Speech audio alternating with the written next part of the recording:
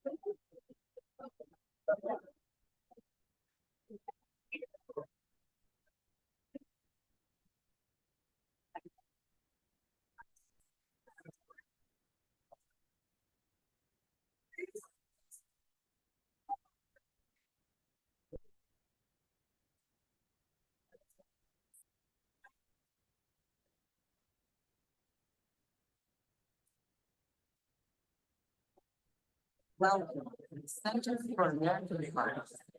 Thank you for joining us today. We'd like to ask you to read silence. You can find how these movements. And a question and answer. Please raise your hand and microphone. Remember to stay green and page. Please, one question per person. Thank you again.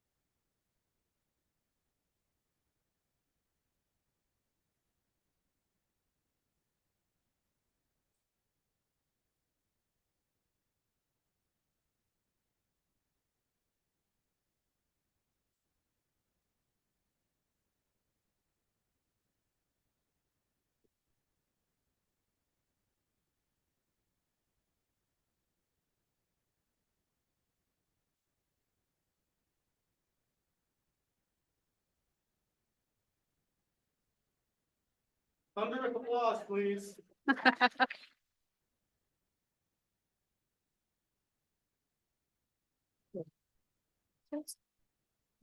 right. Hello. Hello and welcome. Bienvenidos. Saludos to the second edition of Upwell, a wave of ocean justice. I am Marcela Gutierrez Graudinch, the founder and executive director of Azul. For those of you joining us virtually and those in this room, we remain forever conscious of the lands we are on and the waters that connect us. And I acknowledge that I am here today speaking from the traditional territory of the Piscataway and Anacostan peoples. We're thankful for the stewardship and advocacy of Black, Indigenous, Latina, Asian, and all communities of color that bring us here today in an act of love and determination to protect our ocean, Great Lakes, and communities.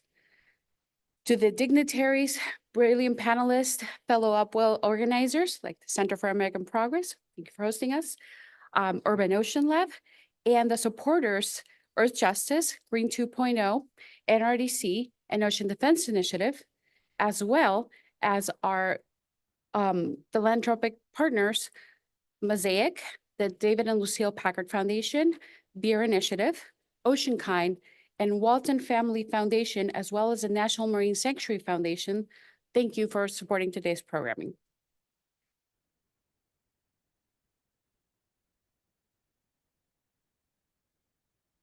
Azul, as a Latina-led and serving organization, has been at the forefront of ocean justice leadership in the U.S., and we recognize that many convening spaces weren't created for us or for people of color like us.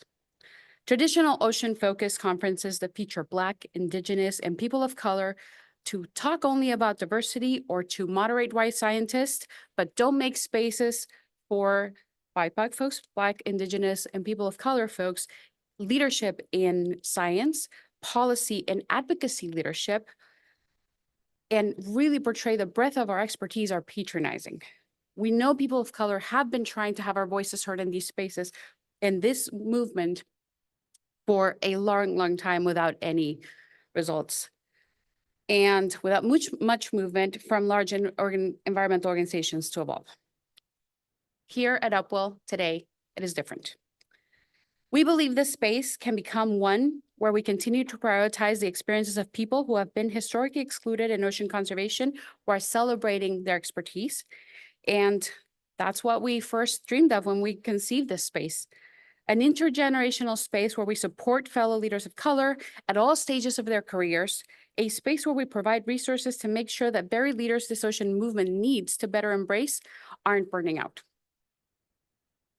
This change you're creating has me reflecting on family, relationships, matriarchs, and individuals who claimed us and brought us into their networks, who opened their arms to us to mentor us and support us when we didn't have a space of our own, or when the riptides of life in this movement suck us under.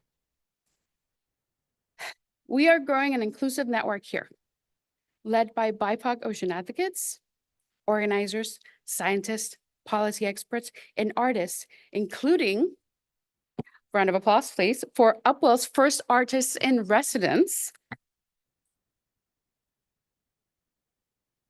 who are committed to ocean climate solutions rooted in justice and in belonging. An example of what is possible when experts of colors and our allies are at the forefront of pursuing federal ocean justice policy, if I may, is the Ocean Justice Forum, an initiative founded in 2021 by Taproot Earth's Colette Pichon-Battle, who was here last year, Miriam Goldstein, now at the White House, formerly of Center for American Progress, Urban Ocean Lab's co-founders Jean Flamet and Dr. Ayanna Elizabeth Johnson, and myself, which brought knowledge and guidance from frontline communities to national levels to our ocean justice policy agenda, informed and created by 18 organizations. I can only imagine the relief I would have felt having Upwell available to me 15 years ago. But now, Ray Fellows, Azul's Rising Leader Initiative, BIPOC Youth, Earth Echo, International's Global Youth, and mid-career and longtime advocates of color in the movement don't have to imagine what it means any longer. And the connections we hope you make here today will undoubtedly last a lifetime. While we hold those in this space accountable to continuing to grow equitably while disrupting the very systems that harm us. I share this inspired by what we've done and considerate of the political world around us, knowing the great ocean climate justice threats await our unified action. Gracias.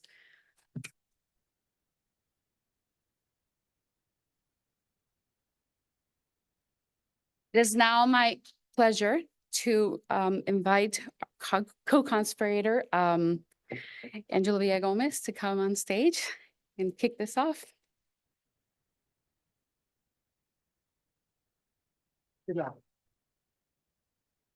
Hey, half a day, everybody. Oh, wow, half a day. It's election day in DC. Who voted? All right, everybody else, you got to get out there and vote. Come on. So we live in a democracy. Happy Ocean Week. Happy Pride. I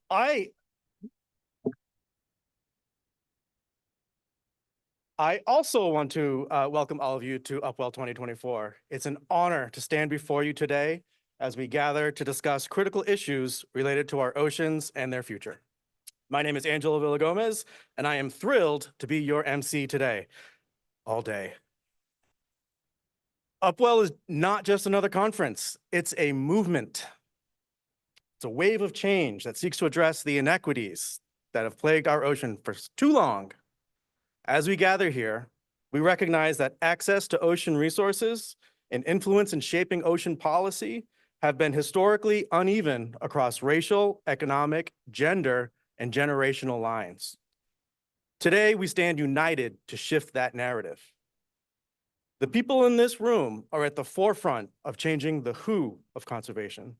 And in doing so, you are changing the how of conservation. We are here to build power, exert influence, demand justice, kick open that door, and smash that glass ceiling. Many of you, what I like to call the first and our only. And if this is you, please clap. The first in your family to get a college degree. The only person of color at your job or on your team. You sometimes feel like you're the only person who thinks and looks like you. But that narrative is changing. Look around. This is your community in this room. I see young advocates who are challenging the old folks like myself to do better. I see the first Native superintendent of the Mariana Trench Monument. I see Hispanic and Black CEOs of national ocean NGOs. I see the first Hispanic woman to lead the refuge system. And she's not here yet, but pretty soon we'll see the first African woman to lead conservation work at the White House. And it's my honor to introduce you to the first Native American woman to serve as a cabinet secretary. It is my honor to introduce our keynote speaker today.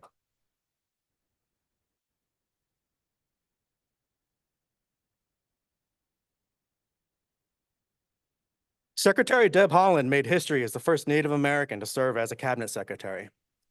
By elevating the untold stories of American history, making groundbreaking progress to strengthen tribal and indigenous communities, and delivering historic conservation policies, Secretary Haaland has transformed the entire agency's approach to internal and external forward progress. For example, in 2023 alone, the Interior Department grew the number of public land co-stewardship agreements with tribes across the country from 20 to 200, the largest ever increase in history. Secretary Haaland has said, Native American history is American history. Under her leadership, the Department of the Interior has taken great strides in telling the untold and hidden history of tribal and indigenous peoples in the United States.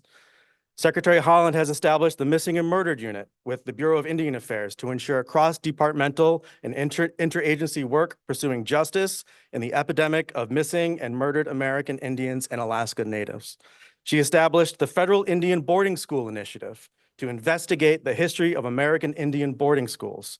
And to further seek justice and tell these underrepresented stories, Secretary Haaland launched the Road to Healing Tour, a years-long effort to travel across the country in order to give Indigenous survivors of the federal Indian boarding school system the opportunity to share their stories and be connected with trauma-informed support.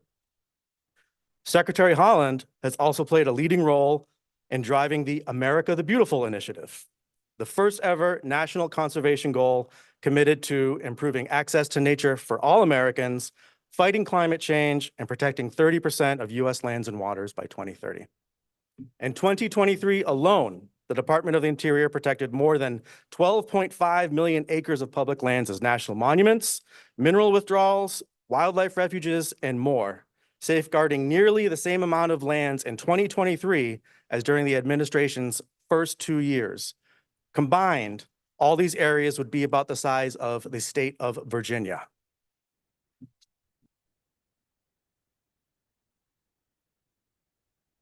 Through overseeing record-setting investments, leading new co-stewardship agreements, issuing directives to include Indigenous traditional ecological knowledge, and following through on tribal and Indigenous consultations, Secretary Haaland has done more than any of her predecessors to conserve our nation's land and waters and to enable tribal and Indigenous communities to lead that work. Secretary Haaland has left an indelible mark on the Department of the Interior with her unwavering commitment to address environmental justice, combat climate change, and prioritize the well-being of Indigenous communities. Please join me in welcoming Secretary Auntie Deb Haaland to the stage.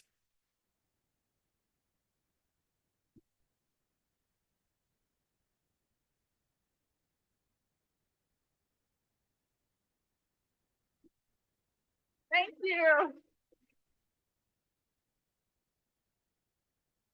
Oh my goodness. Thank you all so much. Thank you, Angelo. That was incredibly kind. I appreciate everything you do for our ocean and everything all of you do for our ocean. Guatsi haupa duhiname etzatiwitsa shuimi hanu. Hello, everyone, and happy National Ocean Month. I'm honored to join today's Upwell Symposium and to be with such outstanding ocean justice advocates. This group and the partners represented here today help make ocean climate action a reality.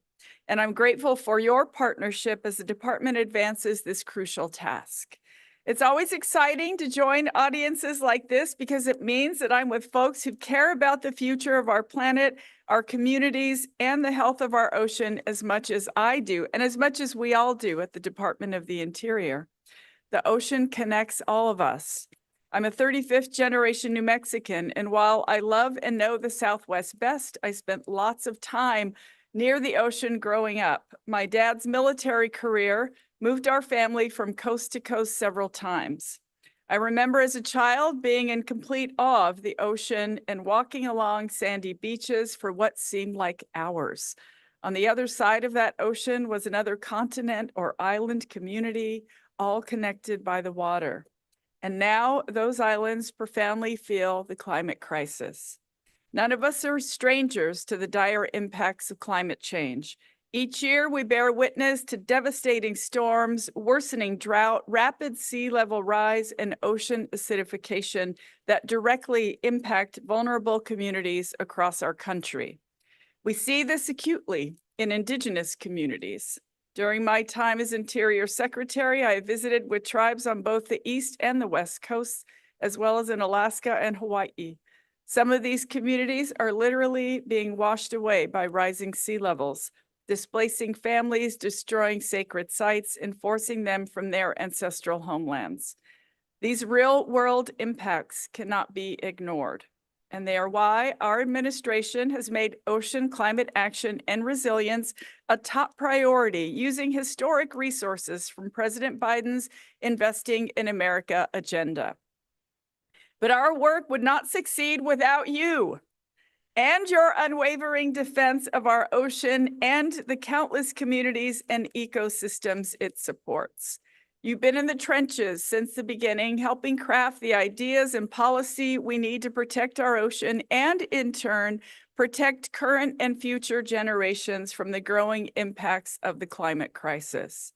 So much of your work has materialized in essential guiding initiatives like our administration's Ocean Climate Action Plan, which we launched just over a year ago. One of the critical efforts that the plan put into motion was our Ocean Justice Strategy, which outlined how our government can implement environmental justice principles into federal ocean efforts.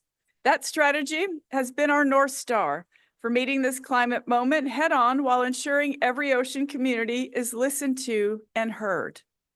I'm proud to share that our department has made record progress as a leader in achieving this vision for our future.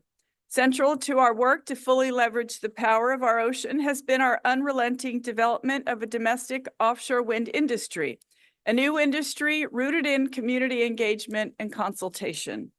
When our administration stepped into office, there wasn't a single approved offshore wind project in federal waters. That's no surprise, though, I'm sure.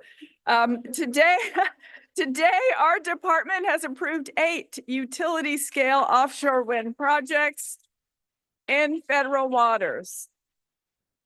We have Revolution Wind off the coast of Rhode Island and Empire Wind off the coast of New Jersey, and many in between.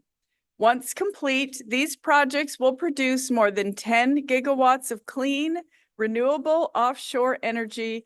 That is enough energy to power nearly 4 million homes. And we have more on the way. Importantly, from the get-go, we have required leaseholders to infuse their projects with labor agreements that benefit their workers throughout every phase of the project.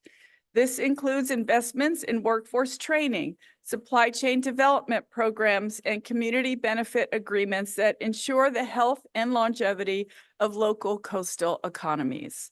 As we have expanded this vision, we're ensuring that local voices, tribes, and ocean users are at the decision-making table with us.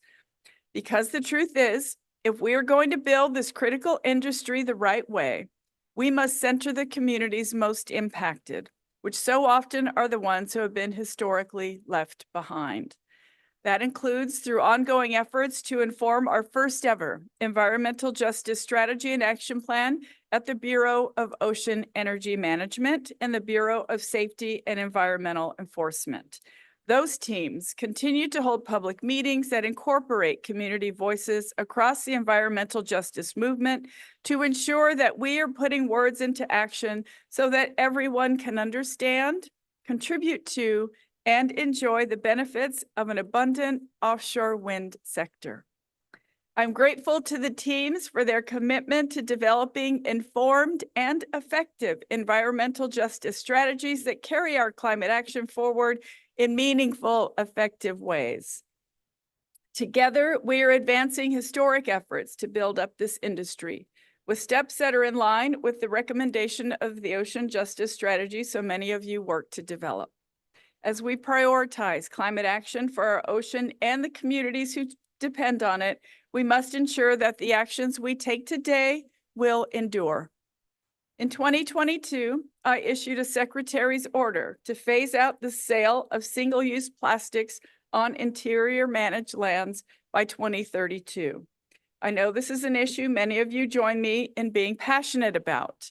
Our bureaus are implementing strategies to both phase out single-use plastic products like plastic bottles and bags, and to implement improvements like the installation of water bottle filling stations across interior managed lands. For bureaus like the Bureau of Ocean Energy Management, this means taking meaningful steps to address ocean plastic pollution, which, as we all know, is a dire threat to the health of the ocean and the marine life it stewards. I know that our efforts will mean a cleaner ocean for future generations to inherit. Meeting this moment head on means being a partner to the communities we share our ocean with. As a Pacific nation, the United States must be a trusted partner to island communities who depend on the ocean for countless resources and for economic strength. So often, these communities find themselves on the front lines of the climate crisis, from intense storm surge to rising sea levels to disappearing subsistence resources. In turn, these climate events have real economic impacts on tourism and negatively challenge these communities. I just returned from a trip to Antigua and Barbuda, where I met with leaders and representatives from small island developing states who made clear that climate change isn't just a problem, it's an existential challenge that must be confronted now. And every leader around the world must care and they must act.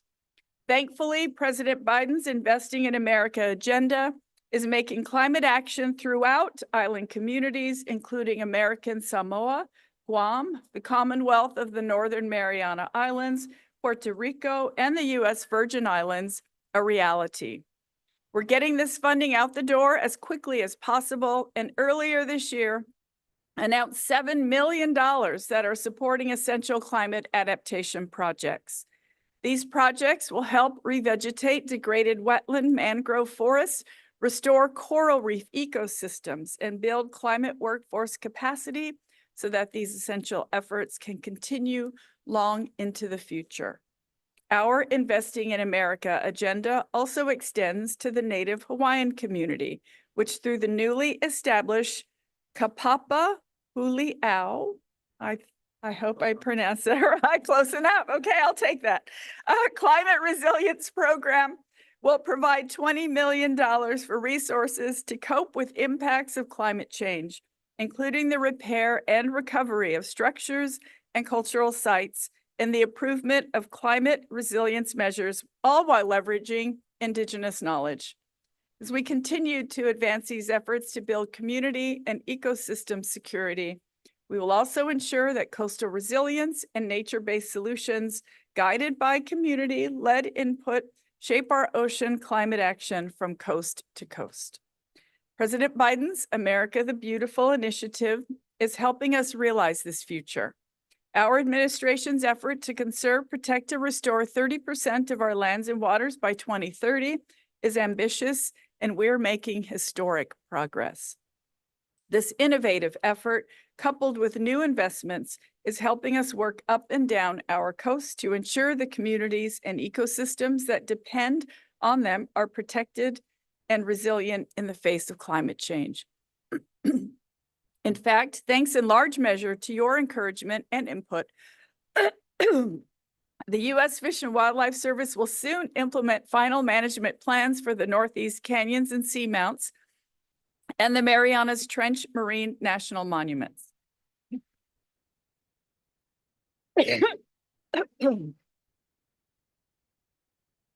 These monuments will continue to serve as invaluable refuges for climate and biodiversity in our ocean. So as you can see, we're accomplishing a lot for our climate, our ocean, and the communities who live by and depend on the ocean every single day for their livelihoods. I hope each of you sees yourself in this progress as we act on ocean climate justice for a better, safer, thriving world. Of course, we're not done yet. Just when you think you're getting somewhere, there's more to do, but we'll keep doing it. And I look forward to your continued partnerships as we make good on President Biden's promise to our country and our climate. I'm so grateful that I could be here today, that I could see all of you in person. I hope you have a wonderful day. As you honor National Ocean Month, thank you for your dedication to our planet. We see it, we feel it, we're very grateful. Enjoy the rest of the symposium, and back to Angelo. Thank you. Thank you. Thank you.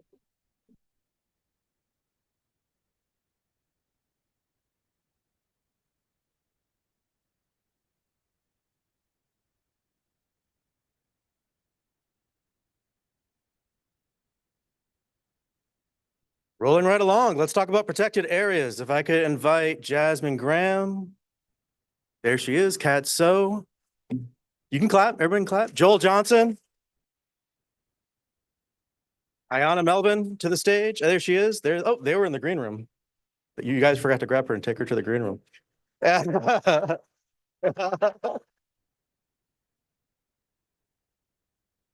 Jasmine, the stage is yours.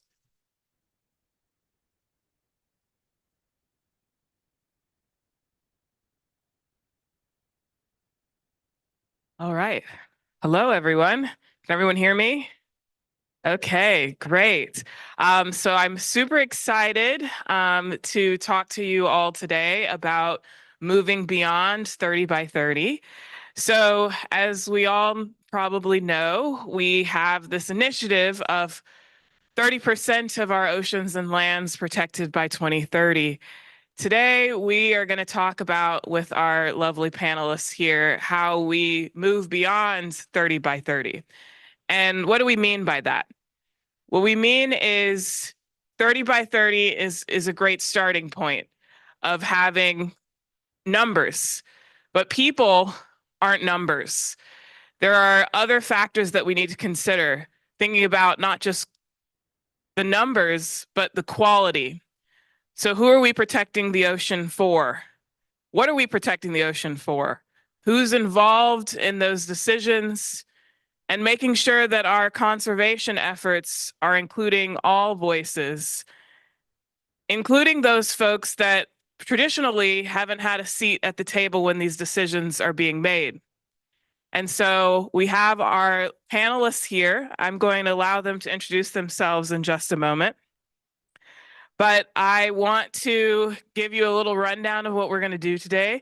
So I have a couple of questions for each of our panelists after they introduce themselves. And then I'm going to open the floor to additional questions from the audience. So you all prepare your questions, write them down if you need to, so you don't forget them. So this is going to be interactive. I'm giving you a warning right now. This is an interactive presentation. Prepare yourselves. So before we get started, I'll go ahead and introduce myself. My name is Jasmine Graham. I use she, her pronouns. I am the president and CEO of Minorities in Shark Sciences and also the co-lead, along with Angelo, for the Ocean Work Group in the America the Beautiful for All Coalition. Yes. My work centers on sharks, skates, and rays. But I'm particularly interested in inclusive conservation of our oceans and how we work together to protect not only our sharks and rays, but our oceans as a whole. And so I'm excited to be new on this Oceans Work Group. I just started a couple months ago. So I'm really excited to be at my first Upwell. And with that, I am going to allow each of our panelists to introduce themselves and tell us a little bit about their work. And I'll start with you, Joel. All right. Well, good morning, everyone. It is such a pleasure and honor to be here. My name is Joel Johnson. I am the newish president and CEO of the National Marine Sanctuary Foundation. Thank you. I've been on the job for just about a year, and so this is my first Upwell, and certainly will not be my last. We are a proud partner and sponsor of this incredible event. And as you all know, of course, it's Capitol Hill Ocean Week. Technically, this will also be my first chow, so I'm sure I will see many of you around. I'm really looking forward to the conversation. Just by quick way of introduction, I started my career as a storyteller. I have an unconventional background. I worked in advertising for years. I worked with the great director Spike Lee as he created advertising campaigns to uplift African-American communities. Fast forward, a layoff and a recession or two allowed me to shift my career into conservation, which is really where my heart is. And now I'm very fortunate to be in this incredible room with all these amazing Black and brown faces to work on this incredible conservation together. So I'm looking forward to the conversation. Hello, everybody. Good morning. I am very humbled to be here. This is my second Upwell, and Upwell is incredible because when we stumbled upon it last year, it was probably the most welcoming and inviting space I've ever been in DC. So I'm very happy to be here and very happy to be on stage. My name is Ayana Melwan. I work for Aquarium Conservation Partnership. I'm the Director of Conservation Action. And I have a long journey of how I got here that many of you know, but I wanted to be a marine biologist, and that just wasn't going to happen for me. And now that I'm in this space, I feel imposter syndrome up here for sure. But I'm looking out in the audience and see a lot of my friends. And so I am glad that you are all here. I'm particularly glad that my fam is here from Youth in Action and that we are including you all in this space. It really warms my heart, and I'll try not to cry, but I started out in out of school time learning, after school and summer programs, because people kept telling me and my brothers that we would never be in spaces that were predominantly white. And here I am today. So I'm so happy that you all are here, and thank you for being here. And I'm going to hand it over to Kat. Hello, everyone. My name is Kat So. I am a campaign manager at the Center for American Progress. And I wanted to thank everyone for coming today, everyone online for coming today, just showing your support. As Ayana said, I see a lot of friends in this room, a lot of great partners and to-be partners. And I'm just so excited to be able to speak on the stage instead of just doing the logistics in the background. So thank you. Thank you for letting me be up here, Angelo. And thank you for everyone else that's opened doors for young people of color to be able to speak on such a stage with so many people tuning in and in person and with such a wide reach. So I really appreciate it. And yeah, I'm really excited for this conversation with everybody here. All right, great. So the goal of President Biden's America the Beautiful commitment is to increase the pace and scale of conservation while pursuing a collaborative and inclusive approach that supports locally led and locally designed efforts, honors tribal sovereignty, and supports priorities of tribal nations and indigenous peoples. While area targets are important, conservation success should focus on advancing durable, high-quality solutions that benefit healthy communities and wildlife, creating jobs, and protecting America's natural and cultural heritage. So we're going to talk about the metrics for conservation success and our Beyond 30 by 30 goal. And the first thing I want to talk about is access to nature and why that's important. So we're protecting nature, but we want people to have access to that nature. And so this first question is for you, Kat. Why is access to nature important? And what are some of the historical problems with public access to coasts in the United States? Sure, thank you. I'm using my phone like a millennial for my notes, so I don't mess up any numbers. So please pardon me. I'm not texting. But yes, as Jasmine said, there is such a disparity around access to nature in this country. And a CAP report that we did a little while ago found that communities of color are 3 times more likely than white communities to live in nature-deprived areas. And 70% of low-income communities across the country live in nature-deprived areas. And this stat coming to light after the COVID pandemic and forced, stay-at-home orders and things like that, where you couldn't even go anywhere except the places that were close to you, were such a stark reminder of why nature is important. It's like helps with heat reduction, like trees and trees. Helps with heat reduction, helps with mental health, air quality, so many more like other things. But just access to nature is super important and has not been equal across this country. In particular, a report from CAP and Hispanic Access Foundation, we found that only 10% of gotta look at my numbers. Hold on. Only 10% of U.S. coastal and Great Lakes states have strong legal protections to ensure equitable public access. And that is tough as somebody who loves the ocean. And I'm sure a lot of other people here feel that way. And there are some states that, in Oregon, it's technically everyone is allowed to access the ocean. but there are also like de facto rules that prevent people from going. There's racist policies that have been in place for decades that haven't gone away. Parking restrictions, there's so much there. And it's just unfortunate that that is the case. So I think just a lot of the work that this country is doing and striving for and beyond 30 by 30 needs to focus on ensuring that everyone has access to the wonderful places that we are preserving. And that should be a huge focus. So a follow-up to that, you mentioned that about 10% of states have accessible coastlines. What areas are accessible, and do you know what the policies are and how can we spread those? Oh man, off the top of my head, I do not remember the exact details. I'm sure I can tell y'all later though, I promise.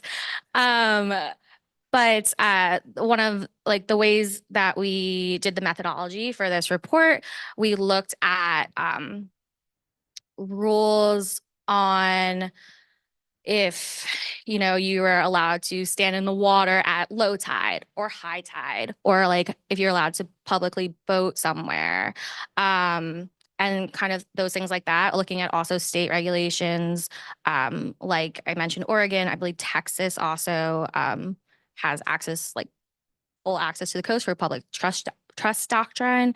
But for example, my home state of New Jersey will hit them because I'm from there. After Hurricane Sandy, there was a lot of coastal restoration going on. Most of it was publicly funded. And because of that, and federally funded from the U.S. Army Corps. And because of that, they were required to implement public access requirements, public access points. It's enshrined in law to like do that to get that money. And I think that is a very good example. The bad example of New Jersey also is that a lot of money doesn't come from there. A lot of coastal restoration and beach restoration is private or state controlled or like municipality controlled. And within that, it creates the opportunity for these communities to be very exclusive. And I felt that going to the beach all my life and making sure I'm going to the right place with the free parking and the beach access, and you still have to pay the beach. There's a lot there and a lot of things I think that can be better. But I hope that answers the question. Yes, thank you. All right, we're gonna leave Kat alone for a second. All right, I'm gonna put Joel in the hot seat next. So the Biden administration recently announced that 1/3 of US oceans is conserved, but there is more work to be done. What does that work look like? That is such a big question. I know. What does the work look like? Well, let me start with this. And also maybe also just talk for a minute about the access because it's connected. So I'm a fourth generation descendant of a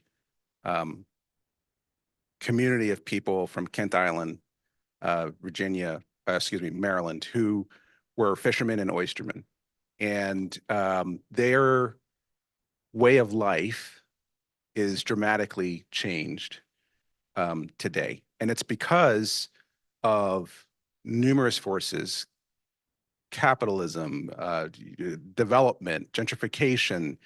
But ultimately, the fact of the matter is their community at its core was not protected. And it's because the forces of change often work around us, but they do not center us. And I think that is a personal example I can reflect on, which I then saw later on in my life when I became an angler, and I love to go out and fish. I love to go out and hunt, swim, kayak, paddle, all these things. And I would get on the water and I would get that look, especially as I'm a fly fisherman. And I can't tell you how many times I've been down on the Potomac River and had someone say, "Oh, I didn't know Black people knew how to fly fish," And I will tell you, I've had crazy experiences on the water. I've been shot at being on the water. I've had curses thrown at me. I've had my car vandalized. And it's because we have a habit of leading and creating strong visions of change, but we don't center people. And so when I look at those personal reflections and think about my task now as the CEO of the National Marine Sanctuary Foundation in carrying out some of the will of the administration through our national marine sanctuaries, I asked the question, how does this benefit people? Sanctuaries are incredibly complex marine protected areas. The U.S. has a wide variety of these types of sites. There are estuaries, there are wildlife refuge. There are so many areas of our waters that are public lands, but when they don't center people, the access is limited. When they don't center people, the benefits of these public lands and public waters is limited. When they don't center people, the ecology as well suffers because the local knowledge that is there is ignored. And I understand that we must and we should pursue science-backed based approaches. But when we look at these large grand visions for protecting both our waters and our lands, if we are not centering people, it's like just showing up to the fight with your arm tied behind your back. So there has been a lot of progress in the last, let's call it 10 years. A lot of it because of the people in this room, okay? This community, the work that we are doing to expand the opportunity and the reach of these policies, to humanize them, to go beyond the vision and center it in people, it is crucial to how we approach going beyond the 30 by 30 goals. That is the next step. And we are only at the beginning. This work is still relatively new. We have to embrace that, give ourselves a little grace. We are learning every single day. However, we have to hold ourselves accountable. We have to hold our elected representatives accountable. We have to hold our administration accountable, not just for the promises that they make, but also the communities they serve. Thank you. All right. Ayana, your turn. All right. 30 by 30 in the US has resulted in a situation where almost all of the protected area coverage is in the far Western Pacific, places like Mariana Trench and Pacific remote islands.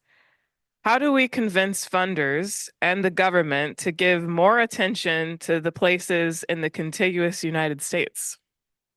Thanks. I don't know. So I'm gonna just let everybody know that up front. I will say that, and Kat, appreciate you and the access conversation, and Joel, appreciate you and centering people. You know, I love the ocean. I have a huge love for it, and I love the beach. It makes me feel good. Before I came here, I was so stressed. I went to the beach with my kids and just sat there. And I was curious because I saw these questions, and I said to myself, like, it seems easy to me, but I don't know if it's easy to the government and to the funders to understand that if you actually give people money in that centering of people, like throwing money into a slot machine, what will happen? I've asked funders this a lot. What if you change the way that you put out the application? In Rhode Island, we had a discussion with a lot of funders all together in a group on Zoom. And I said, what if we just have, you know, this will to put money in a pot and just hand it out? Like if you go to a casino and you just throw it in, what's that reaction where you're like, I'm just going to put money in this slot machine, see what happens? I'm like, what if you actually did that for us? You didn't ask us these ridiculous questions in your applications that we're sitting here being like, what? Because what happens is that organizations and people doing the hard work, the community members that are cleaning up the beach. My son has started to clean up the beach. He's 4.5 and he's just cleaning up all the trash. But I'm looking at him like, I don't know if I want you to do this, because who is going to support you? They're going to ask you, what's your strategic plan? They're going to ask you, how are you going to sustain this beyond this funding? Well, I'm going to ask you for money again. And furthermore, they give you a year to do it. That's insane to me. 2 years, 3 years. This is life work. I'm 41.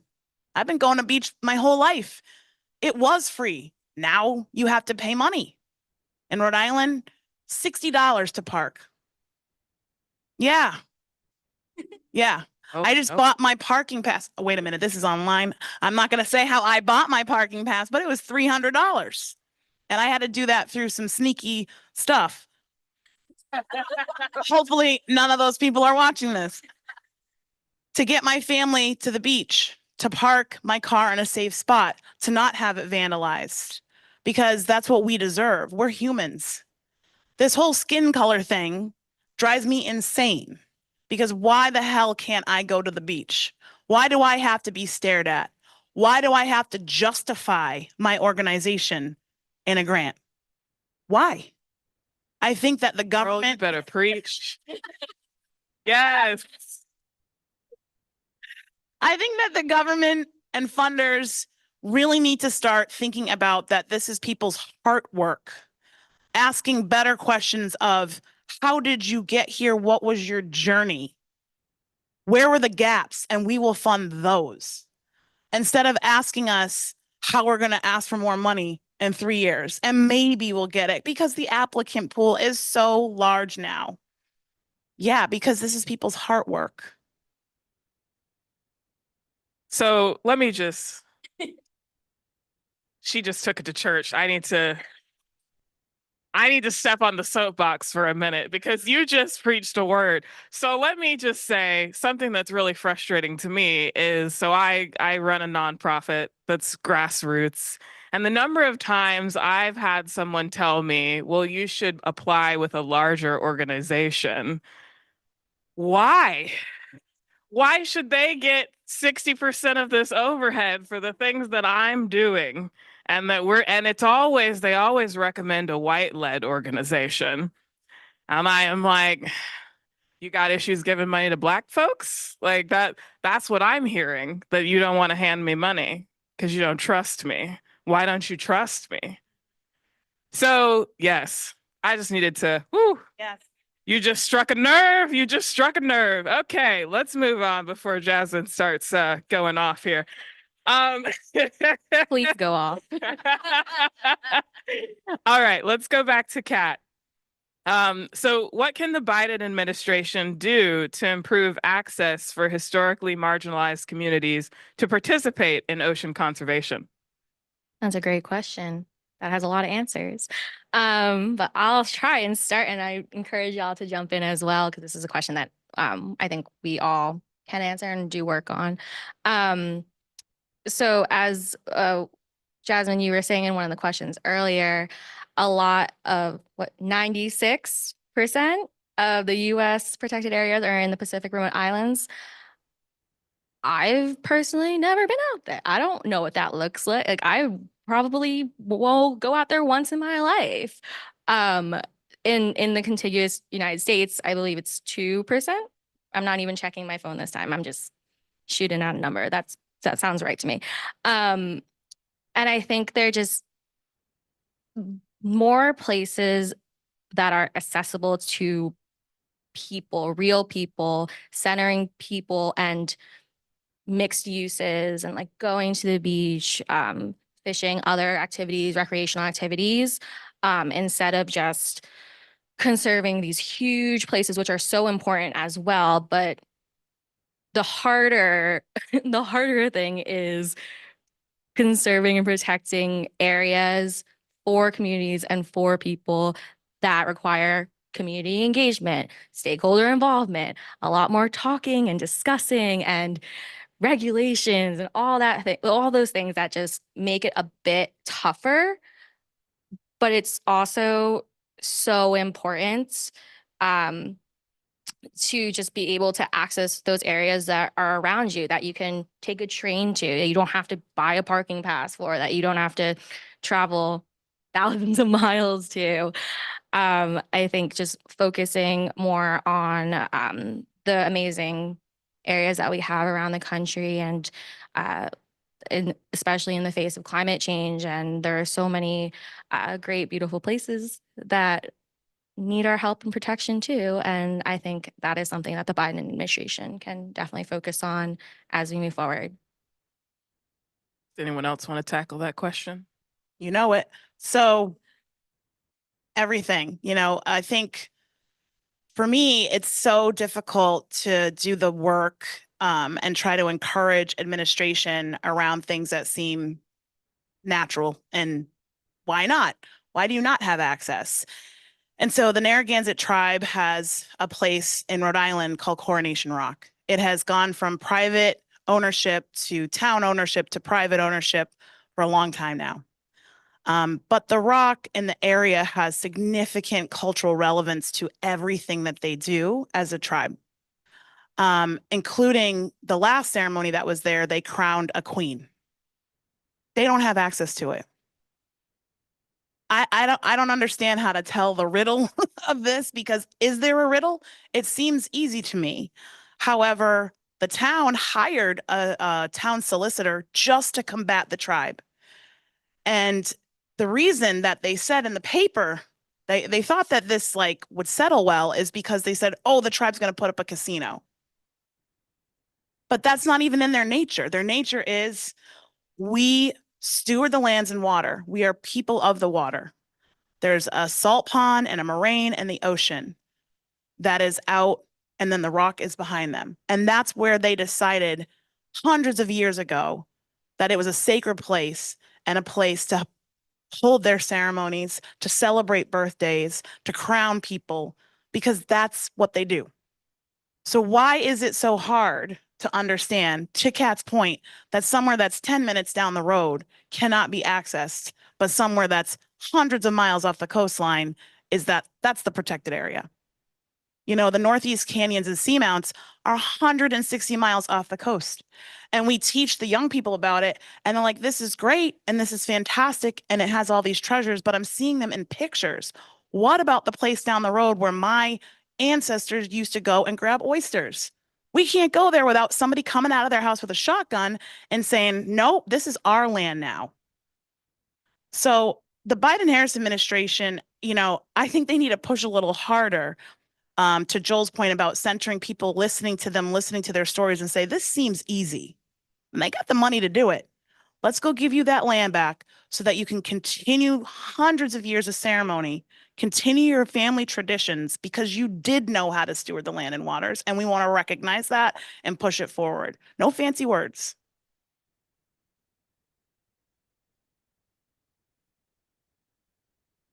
Joel, you got something to add? I mean, it's hard to top that, but I think I don't want to top to it. I mean, I add to it. No, I really just want to add to it. So from a context of National Marine Sanctuaries, so I spent the last year traveling to a wide variety of them and speaking with local communities and engaging with them. And I learned some very poignant lessons that I just shall share with you. First and foremost, these are people-powered places. Yeah, okay, so they're on maps and they're part of policy papers, but these are the ideas, dreams, and visions of people, local communities for the most part. And this movement to create more marine protected areas is growing. And as it grows and matures and evolves, people are getting aware.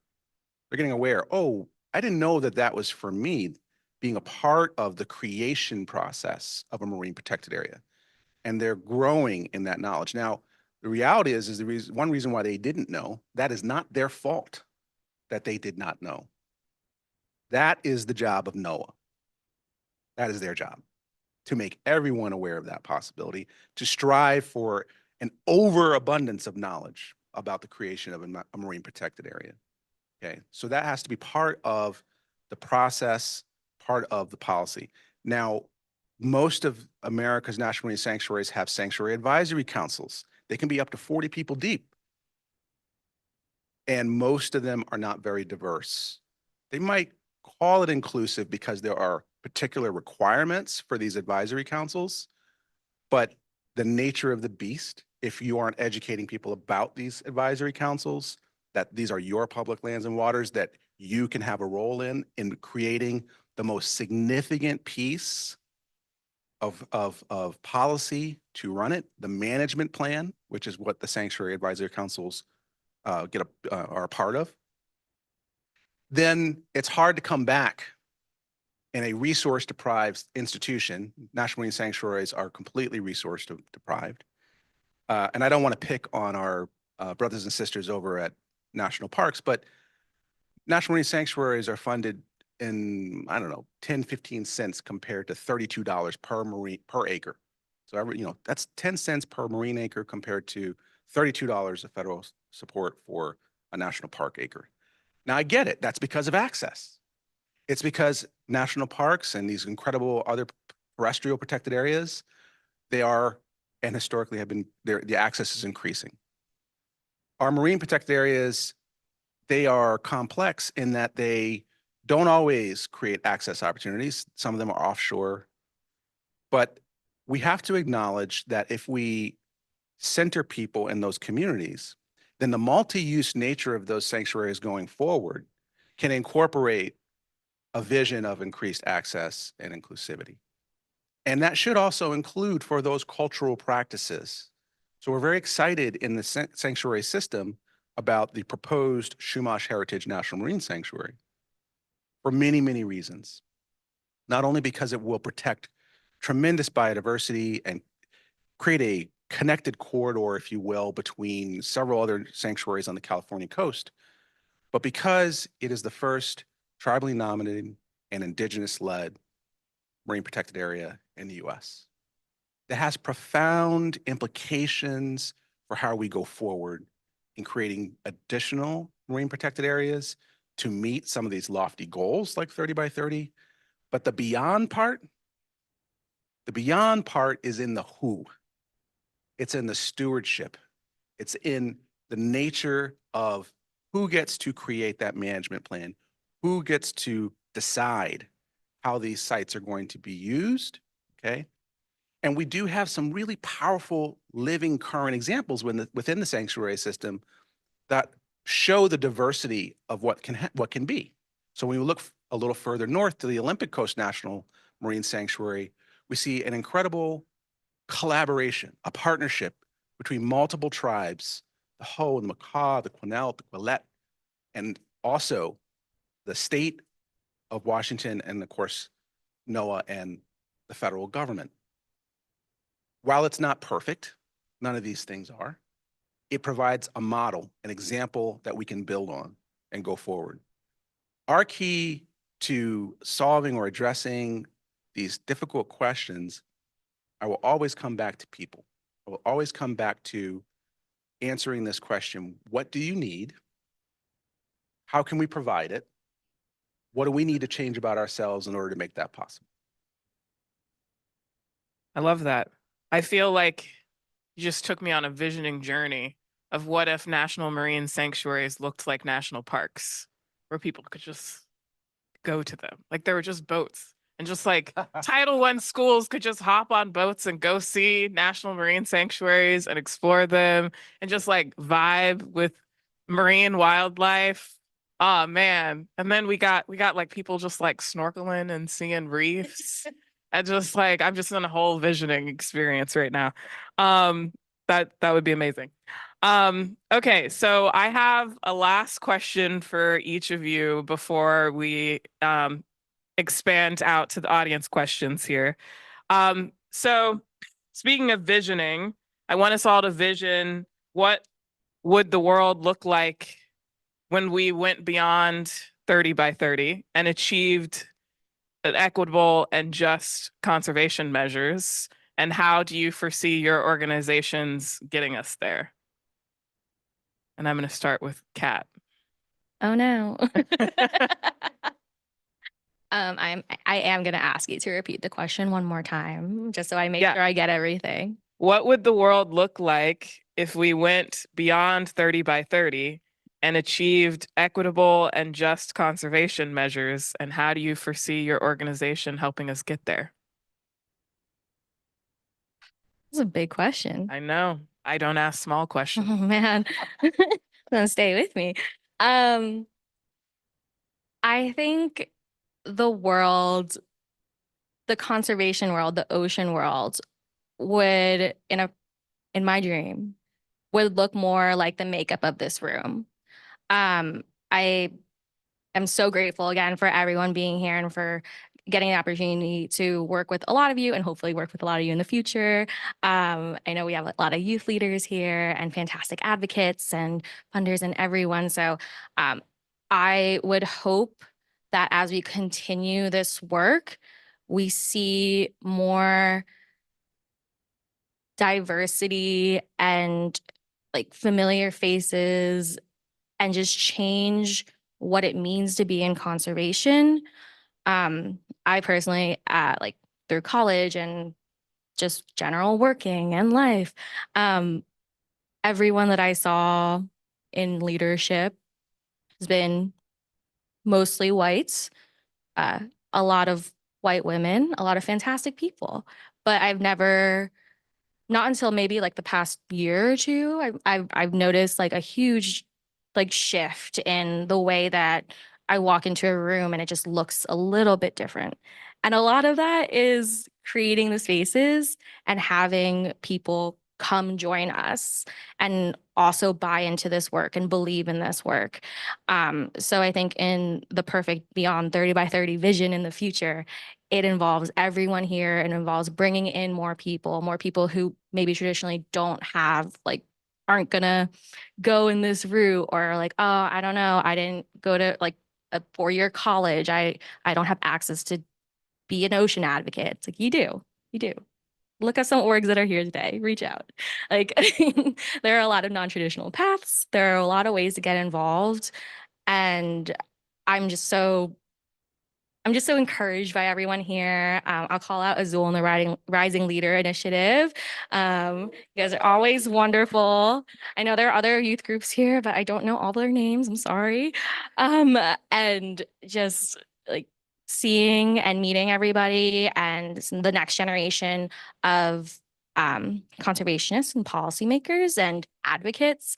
I'm hoping to do what others have done for me and keep the door open and bring people with us as we continue moving up. And yeah, that's the first part of the question. Already forgot the second part. How will your organization be a part of that? Center for American Progress is the organization I work for. Thank you for coming to our event space. I think in the future we will continue, like, one of our great strengths is being a convening power, having this wonderful space in Washington, D.C., being able to kind of host these events and put money behind them and host our partners and work with others to bring people together. We're fortunate to have co-founded the Ocean Justice Forum with a lot of partners in this room as well, and work towards some shared goals. Yeah, I think we're just gonna keep doing what we're doing. Looking at Angela over there, the a small but growing ocean team at the Center for American Progress will continue doing its thing. But I hope that, we can just partner and talk to more people, bring in more people, and change the way that conservation looks so it's more representative of the country. Yeah, I'm next. Lots of visions happening, especially as you were talking. So, one amazing thing about aquariums, and zoos that have aquariums at them is we specialize in bringing you all in and showing you things that you normally wouldn't see, right? And I think the hope of Aquarium Conservation Partnership which is a collaborative, a collective, is that we can continue to do that, with everybody, right? Make it more diverse, get different perspectives, co-create. But I think in the future, what it looks like if we go beyond 30 by 30 is that places are cleaner. You go to the beach, there's not so much trash. plastics are starting to come out of the ocean. We have innovative solutions because the young people are inspired on how to recycle better and not blame people that they're recycling wrong. Instead, put it on other folks, which is what we try to do at Aquarium Conservation Partnership. We try to say, hey, wait a minute, isn't this you that did this? I think doing that more, but those people actually listening to us and making space for the innovative ideas that young people come up with. I also think that aquariums, we pride ourselves in giving information about nature-based solutions, and nature has a way of healing itself.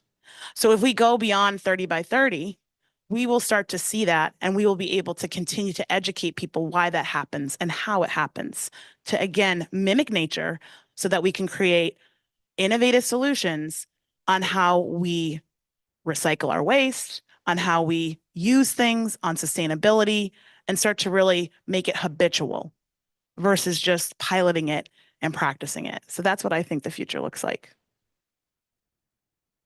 That's a powerful vision, Kat and Ayana, for the future. And I'm going to be taking that back with me as we do our work. We actually are about to start on a new strategic plan. And so it gives me a chance to make a difference, right? To imprint the National Marine Sanctuary Foundation with a different, expanded, perhaps more evolved vision of how we can partner with NOAA and the federal government in our national marine sanctuaries. Let me start by also just saying that I can't take this journey alone, and neither can the foundation take this journey alone. Are there any representatives here or people from NOAA? Yeah. So I'm sure there are other, hi, I'm sure there are other folks from other agencies here. If not, they should be. The fact of the matter is the vision is a shared vision. It's a shared vision. And in order to achieve that, yes, and this is not unusual for Black and brown people or people of color or small NGOs, we have to do the heavy lifting. We've got to carry the rock up the mountain and hope there's someone there to listen. That happens a lot. But the reality is working together on that shared vision is really going to make it much more lasting, much more powerful, and honestly, much more achievable. NOAA has gone on its own journey recently. They had a summit recently on diversity, equity, inclusion that was sparked by leadership at NOAA asking the right questions. And let's be honest, they may be a few years behind a lot of other agencies and a lot of other organizations. They got a lot of catching up to do. Okay. But the good thing is there's people who've been there before them. And if they partner with them, they can move fast. Right. And some of those partners are in this room. At the National Marine Sanctuary Foundation, we are evolving. Okay. We've been around for 25 years. Next year, we'll celebrate our 25th anniversary. I think this year is the 20th year of CHOW, Capitol Hill Ocean Week, which I'll talk to you a little bit more about later. And the evolution for us means asking those questions I said earlier. What do you need and how can we help, right? But also building out the organizational capacity to do that. That requires resources, that requires talent. I think some of that talent is in this room and online. And we have a lot of job openings right now. And but it also requires a change in leadership. Okay, so my responsibility and obligation as the president and CEO of National Marine Sanctuary Foundation, as an African-American man, the descendant of enslaved people, I carry an obligation and a responsibility to ensure our work paves the way for the next generation, but also honors the ancestors and takes care of the people we work with today. I have to codify that in this new strategic plan. So we're going to be looking at 30 by 30, and we're going to be asking the tough questions. How do we go beyond that? How do we center people? What do we do with our funding structure? Because we are a foundation, we are a funder. And we're fortunate to have funded some of the groups in this room, some of the people on this stage, and their organizations. We have to evolve our practices to meet those best practices. The funders in this room, I think you've been doing a great job And in some cases, you've been leading, and we need more of that. We need those funders to create institutional practices, to share those practices, and to create more equal opportunity. But I've been in some of these funders groups meeting as the only African-American male present, okay, representing a largely not diverse organization. So I know my job in those rooms is to keep pushing. When we're in the room, when we're at the table, that's where we can make our difference, okay? Let me close on that one note by adding a particularly important part about the Center for American Progress, Aquarium Conservation Partnership, Azul, and many Hispanic Access Foundation. I can go on, many other organizations in this room. Thank you. Thank you for constantly asking the right questions, for working to hold this community accountable. When you create public policy papers, when you get on the stage like this, when you speak your truths, it makes a difference. I know we all can get beat down by this work. This is not easy work, ocean work, conservation work, heart work. However, from a place of gratitude, thank you. When you give your wisdom and your guidance, we're going to do our best to try to absorb it. And I think the vision that I have for the National Marine Sanctuary Foundation is that the community feels that this foundation is for them. It's a partner, an honest and earnest, true partner, that we've been listening and we've been institutionalizing the change that you seek in order to help us all go beyond 30 by 30. Awesome. Thank you. All right. Let's give a round of applause.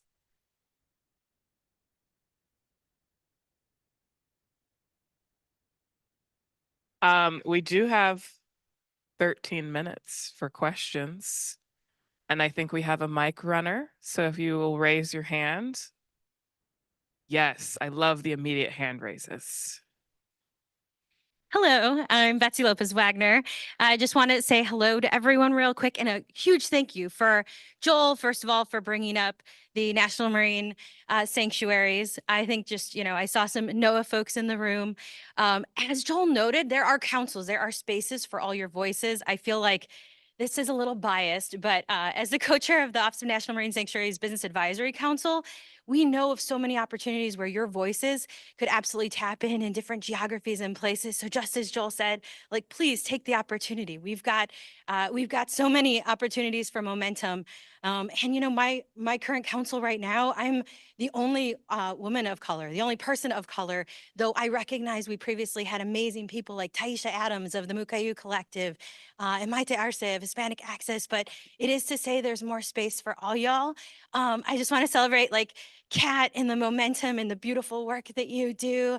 Ayana, the way that you bring people in through stories, and you've moderated and just in all amazement. So just a real opportunity just to thank you all, because sitting here and watching this, I think is something we never before imagined could be possible. And then here it's happening. So thank you. Okay.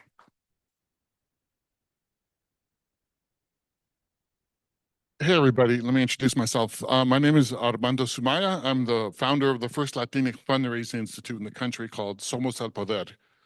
And so I hear you guys talk about funders, but the real power of funders are people. 18% of philanthropy is foundations. Not to knock all the foundations here. I want you to give me money. But 78% of giving is individuals.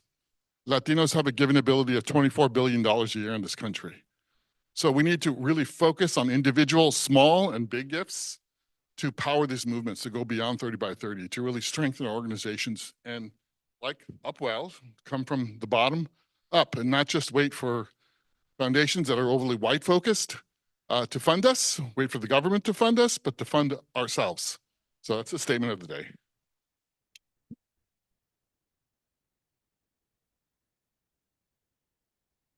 Sorry, trying to get everyone from around the room. Can I just say something to I know it was a statement, but I think it was also a question, kind of, and can I respond to that? Sure. Or share something? So we had a board meeting yesterday, and our board asked, what is the percentage of funding at the foundation? And we don't have an endowment at the National Marine Sanctuary Foundation. There's a lot of big ideas about how we're going to do conservation that basically Congress is like, go do that, but I'm not going to appropriate any money for you. Okay. And so I really take to home that point. We do need to do it ourselves. It's about roughly 80% of our funding is federal dollars. That, it's going to sound really crazy to say this, but that's a problem. That's a problem. That's not a good thing. And when I was brought in, they were like, hey, can you help us diversify the funding? And I said, well, that's complete change of this organization. It's a complete change. So we're on a journey, but I think the key to your point is that community funding is how also we keep these levers of control. We don't hand away our power. And then we leverage that with federal partners. That's, one strategy that I would encourage. Okay. Hello, my name is Adriana Guerrero. I'm the executive director of Salted Roots, formerly Brown Girl Surf. Thank you, Pat, Ayana, and Joel, and Jasmine, everything for you shared. It deeply resonated with me and also reinvigorated some hope as I came into this week feeling, I'm sure we all have different capacities of burnout. And what you shared, Ayana, really hit the nail on the head of how I've been feeling and how I've been entering 2024 in terms of funding. And Joel, you said that this is hard work and people aren't numbers, and that is constantly what we say at our organizations. What we do is hard work, and that comes with a lot of labor, a lot of emotions. And I'm feeling so much at this point that I need to justify our work, and that has really taken a toll on me. Right. And I take those no's very personally because the people aren't numbers. Like, I'm sitting next to Jessica, youth of our program, alumni, and now staff. Right. And so I'm giving you context because it's important for my leadership advice question. Is I've been with the organization for 4 years, EDS 3, in COVID pandemic leadership that's like 10 plus. Right. And when you think about retention and growing the space, I don't know how much I can keep going.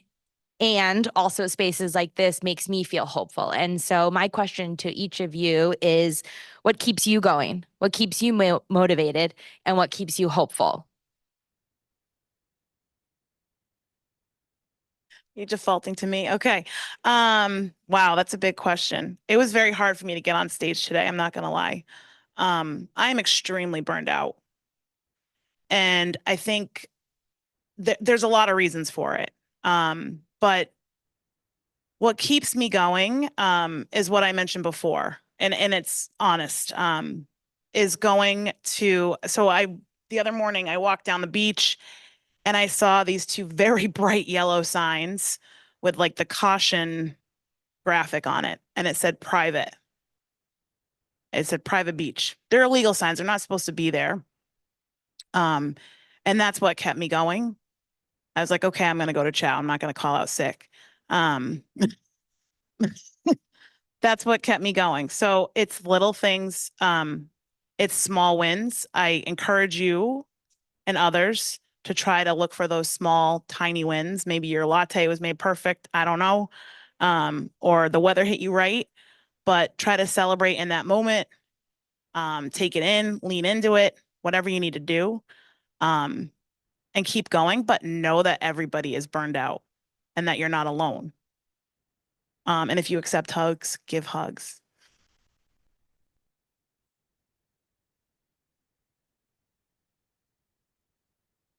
You want to go, Joel, or should I? Sorry. No, I'm just- fine. You're I'm fine. just- I don't know if you had anything to add. Yeah.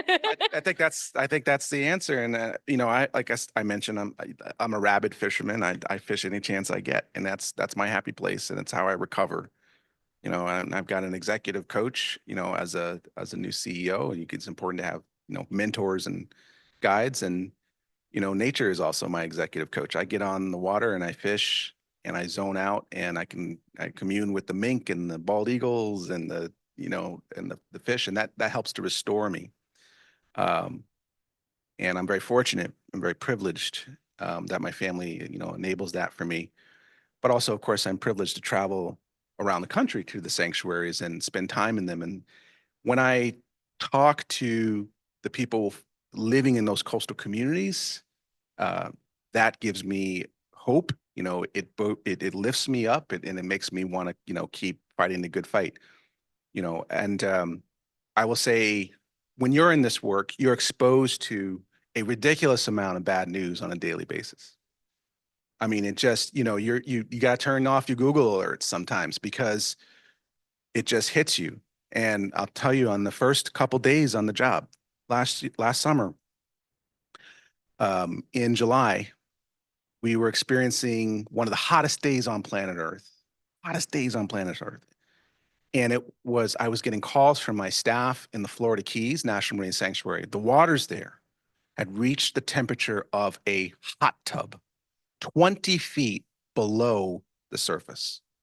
They were in their wetsuits at the bottom of the Florida Keys trying to rescue the coral outplantings that they had created, which preserve some of that genetic material because they didn't want it to die. They were going to gene bank it, take it back to shore.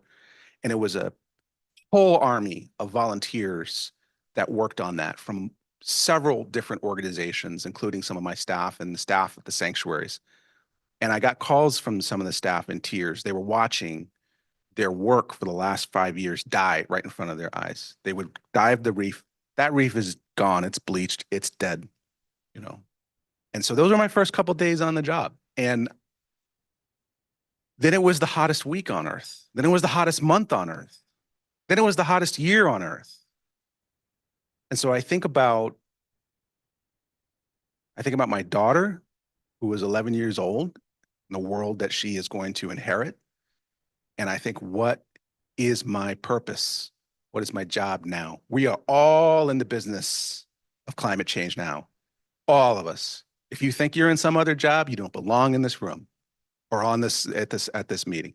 We are all in this business. We are fighting for the survival of our species. Because guess what? The world's going to be fine if we're not around. It's going to be just fine. Maybe better. So let's go. Let's go. This is the future, this room. Everybody who's online, let's go. I guess I'll. So waiting for the much deserved applause on that. I wholeheartedly agree with what Ayana and Joel just shared. Definitely the little wins, the little joys in life, celebrate them with your people, your colleagues, your community. Take every day, one day at a time. I'm fortunate enough to have some CAP is unionized, so we have some really great benefits, and I can take mental health days, and that has been great, and being able to decompress when needed, because as we all said, the news is just always there. You can't turn it off. The nature of our jobs is that we will probably always be way too plugged in, way too online, as a lot of us are DC people. But being able to also take a step back and do things like go into nature and go hiking or go for a walk in the park. Rock Creek is right here. It's beautiful. And just decompress from all the stresses and kind of remind yourself about why you're doing this, and all the things that will come, all the good things that will come out of the work that you're doing. Also, not gonna lie, one of my hats is ocean work. The other hat that I wear is fossil fuel accountability and misinformation. So a lot of what fuels me is a lot of outrage. I'm like, oh, again, here we go. And I'm just like, this cannot stand. I'm like, how do we do this? How do we message this? How do we stop this? How do we make sure that the fossil fuel industry is held accountable for all of the harms they have caused, and knew that they were causing and will continuously cause if we don't do anything about it. So that's also something that definitely motivates me, but also take your mental health days, take some leave. Yes. Thank you. All right. Thank you, everyone, for all of your great questions. I think that wraps us up, and I will turn it back over to Angelo. Can I do a quick?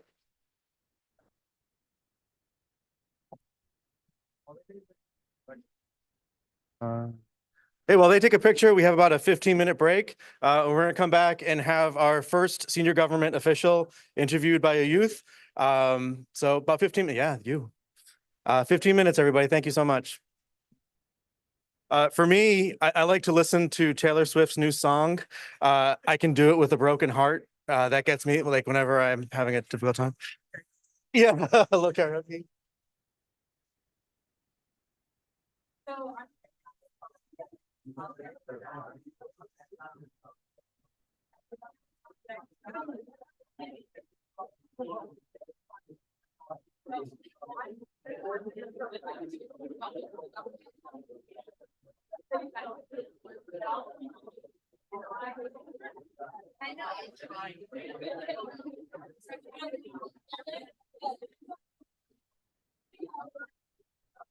And their cookie.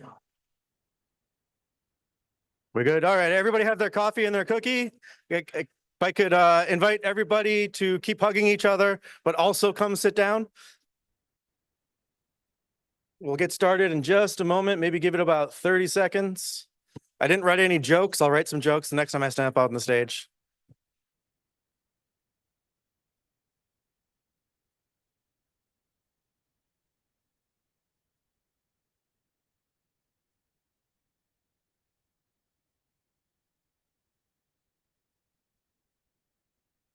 We're good to go.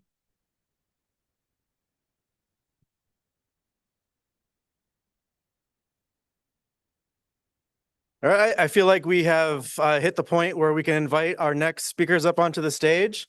In keeping with the theme of Upwell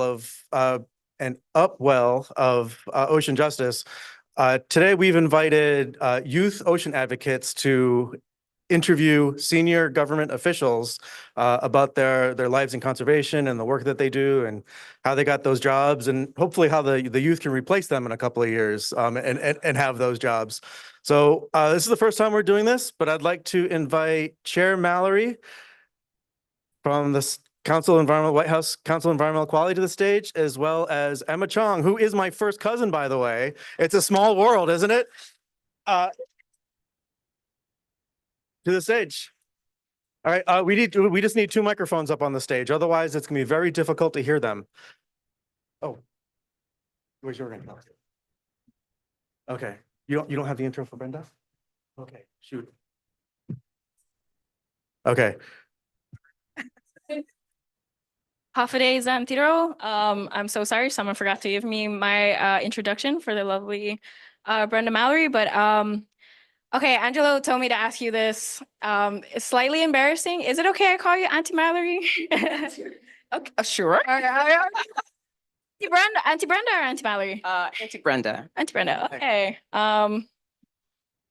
Yeah, they forgot to give me my introduction. It was very great. It was a really great introduction, a little long-winded, but I guess we can get started. I'll open with a fun question to not lighten the mood. The mood is very light here. We're all friends here. I'm thoroughly enjoying the space, but Auntie Brenda, Taylor Swift or Beyonce? Beyonce, number. Awesome. Honestly, I do not have a preference for either. I am an island girl, so it's a lot of J-Boog and a lot of very obscure YouTube songs and SoundCloud songs. To follow up that question, do you have a specific song, like a favorite song? So it keeps changing. Right now it's American Requiem. But yes, but I spent the first month when the album came out just on repeat. So over the course of a month, my favorite song has changed several times. So yes, I also do have several favorite songs. Okay, getting right into it. Why is the ocean important to you? I mean, the ocean, like so much of our ecosystem is, we're kind of the lifeblood of what we do and who we are. And we are connected to the ocean in so many ways, both the enjoyment that we get from the ocean, but also, our people's livelihoods are associated with the ocean. The ocean has an incredible potential to help us as we're battling climate change. There are opportunities there. And so, I feel like we as a society kind of, for a while, did not appreciate the value in what the ocean could do for us and all of the work that we're doing in terms of environmental protection, and it does now. And so lots of activity in that way, which I think is great. Lovely answer. Thank you. Slight follow-up question. What is your earliest memory of the ocean? And in parentheses, it says, you can't say the ocean has always been a part of me. Could you be a little specific? Well, that wouldn't be true that the ocean has always been a part of me. So I actually grew up in Connecticut, and I think like a lot of people who are from kind of urban areas, I didn't go to the ocean until I was maybe, 12 or 13, and the ocean I went to was in Florida. So like the connection to Connecticut, which is on the water in parts of it, was not a connection that was a part of my past. So my earliest memories of the ocean are associated with visiting an aunt in Florida and being taken to the ocean. And, it's powerful, right? Just incredible in terms of like just seeing what nature can do. And now as a thing that I actually enjoy, very much a part of my kind of regrouping, reconnecting, that power is still a very important part of that. Yes, the ocean is very powerful. I can agree with you. Coming from a remote Pacific island in I guess I could say the middle of nowhere. I spent all of yesterday asking people, do you know where Guam is? Yeah, that's not Saipan next to it. It is a big part of my identity, but it is a very powerful thing. I would like to ask about your whelpin. Is it a favorite animal? So I can't say it's a favorite animal. It's an appropriate animal for where I am today. But my family a couple of years ago, we went to Hawaii for Christmas, and the Kilauea National Wildlife Refuge there is a huge favorite of mine. We got just wonderful, wonderful federal officials there who run that, and so I purchased it there. Oh, lovely, lovely. Personally, I have an affinity for sharks, but I have affinity for a lot of things. Don't ask me questions. Then this interview will be about me. Next question. Many people here, myself included, very much so, look up to you as a conservation leader. Who are your conservation heroes? If you could be like a little specific, maybe a little names. Again, in parentheses, it says, don't say just young people. I think one of the things that actually has been so great about this job and this real privilege and opportunity that I have is it does allow me to kind of travel all over the country, even all over the world. And the thing that I have been inspired by is just getting to know the people in communities who are advancing all of the policies, ocean policies, but really kind of the land-based policies as well. And so when I think about some of the activities that the Council on Environmental Quality has been involved in for this administration, the places like some of the historic places that we have preserved come to mind quick, because that's a very important part of the work that we're doing. And in each of the communities where we've designated a monument or designated a historic place for protection, there's a community around that over the course of the development that I have met, and people who are associated with have been very important and impactful in the decisions that we're making. So that's me all saying, like, the community around Avikwame, which was a national monument that we designated, really significant, you know, and having the opportunity to meet some of the leaders there and tribal leaders who have been really important in pushing that effort really was significant. The community that we met around the Grand Canyon ancestral homes, and having a chance to actually be there for that designation, like you could see and hear in the way that people talked about why this place was special, a real not only reverence for it, but a real understanding on like why it was important that this president take the act of sort of protecting it. So I definitely associate a lot of the inspiration that I get just by knowing how many people there are all over the country in these different communities who are fighting for the areas that are important to them and that they are striving to protect and that we are helping. I too share that sentiment. Meeting a lot of other youth from affiliate agencies to Earth Echo International, I realize a lot of my role models are simply just the people I meet who I've become friends with. The slight connections I have made that I hope to grow into bigger friendships. I do agree with that. Very lovely answer. Thank you. Thank you, Auntie. Auntie Brenda. Woo. I guess we're moving away from the fun. Sorry, guys. A little more serious into the career questions. In your current position, what is the one thing that you or your council or agency has accomplished that you are most proud of? Yeah, I mean, I'm sitting here like the, you know, proud auntie, mama peacock today. I mean, we have just been doing such great work in this administration, the Council on Environmental Quality in general. You know, small agency, often I think by many people unknown.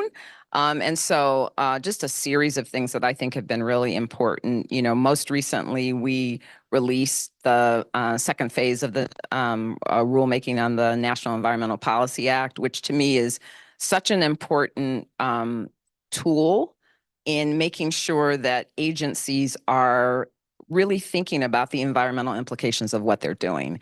And so holding on, I think, in this administration to a belief and anchor that, yes, we must move quickly, we must move fast, but we also must do it with the communities kind of front and center. We must do it with data and science behind our decisions. And, you know, we have to be thoughtful about it. So anyway, I'm very proud of that right now.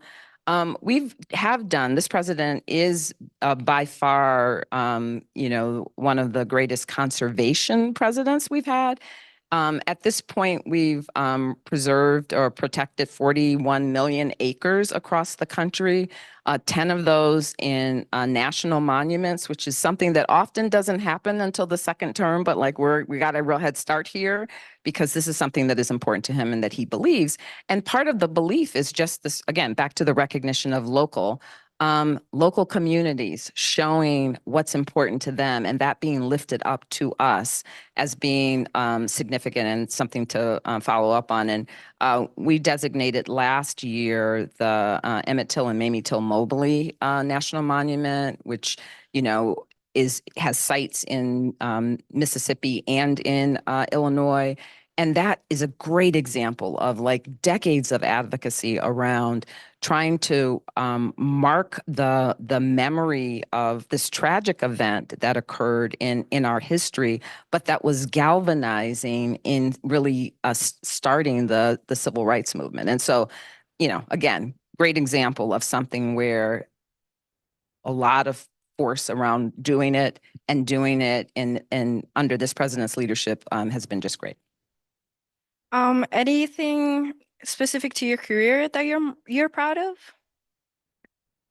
Yeah, I mean, I think actually, I feel like the thing I'm proudest about, first of all, like I think probably you know that I'm a lawyer by training. I think the thing that I am proudest about is that I have worked in a broad range of different environments. I've been in the public sector, in the private sector. I've worked for NGOs.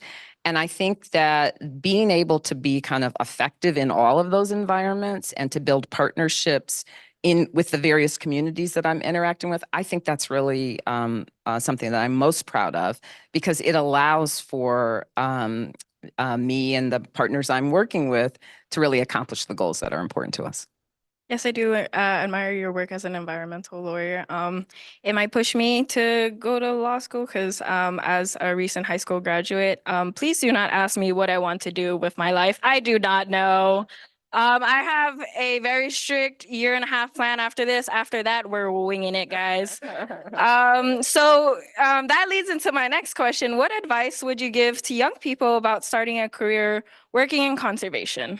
Yeah, so again, anchoring back to local, I think that wherever you are, wherever you live, there are opportunities in your community to start to work in areas that are that are important to you, and that's going to be different for different individuals. There's no I'm not a person who believes in you have to find your passion. I don't believe. I think your passion actually comes out of doing things. And so if you are interested in water, there are water activities that are somehow connected to your community. If you're interested specifically in freshwater versus ocean water, that there are things that you can sort of that you can focus on. So I just think that identifying where there are community-based opportunities to get involved is the most important thing. And then recognizing that it comes with responsibility and commitment. So whatever you sign up for, follow through on it. And that can very easily be the beginning of not just a volunteer activity, but a job.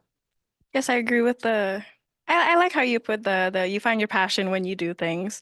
I agree with finding interest in water because again, another half of my personality is I do outrigger canoe paddling as a sport, and that led into me wanting to do conservation work. And a part of you're saying doing is finding your passion. Coming here, this is my first time here at Chow, and this is my first Upwell, and in doing this, I have found a passion. I have felt I don't know. I've been so overcome with emotions these past 2 days that I've been brought to tears. But yeah, doing is finding passion. I have found passion in this work. Following question: all of our speakers are rock star women of color in leadership positions in conservation. You are also the first and or only in the position you hold right now. Are you comfortable talking about some of your fears coming into this job and how you overcame them? Yeah, sure.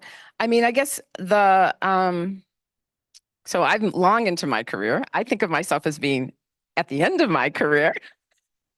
So, along the way, I've learned a lot. And one of the things that is just, I think, a personality attribute, but also a function of kind of both the blessing and the privilege that I've been given is I like to take on new opportunities. I feel like they come to me for a reason. And so I should act on them. And every new situation is going to require kind of understanding it, navigating it, figuring out the politics and the people and all of that. That's true kind of wherever you are. And so I don't have quote unquote fear in that sense. I recognize that there's new experiences that you have to get used to doing. And so that's just the way I kind of approach this. I think the idea of being a first, both, in terms of first person in my family to go to college, first person in my family to, do a number of things, but also first African-American in this job is that, we're creating a new path. And I feel like one of my responsibilities is to do it in a way that opens the door for the next person, the next, people. I know I'm not here because there's anything really that special about me. I'm here because the moment was right. We have a president and a vice president who are very focused on representation, who understand that representation is not tokenism, but is a recognition that people bring different perspectives to their jobs, to their work, and that different perspective has value. And then also knowing that just because of the way people confront me and talk to me over the years, that there is a value to people in seeing me in this role that is encouraging them to think about what's possible. It definitely encourages me.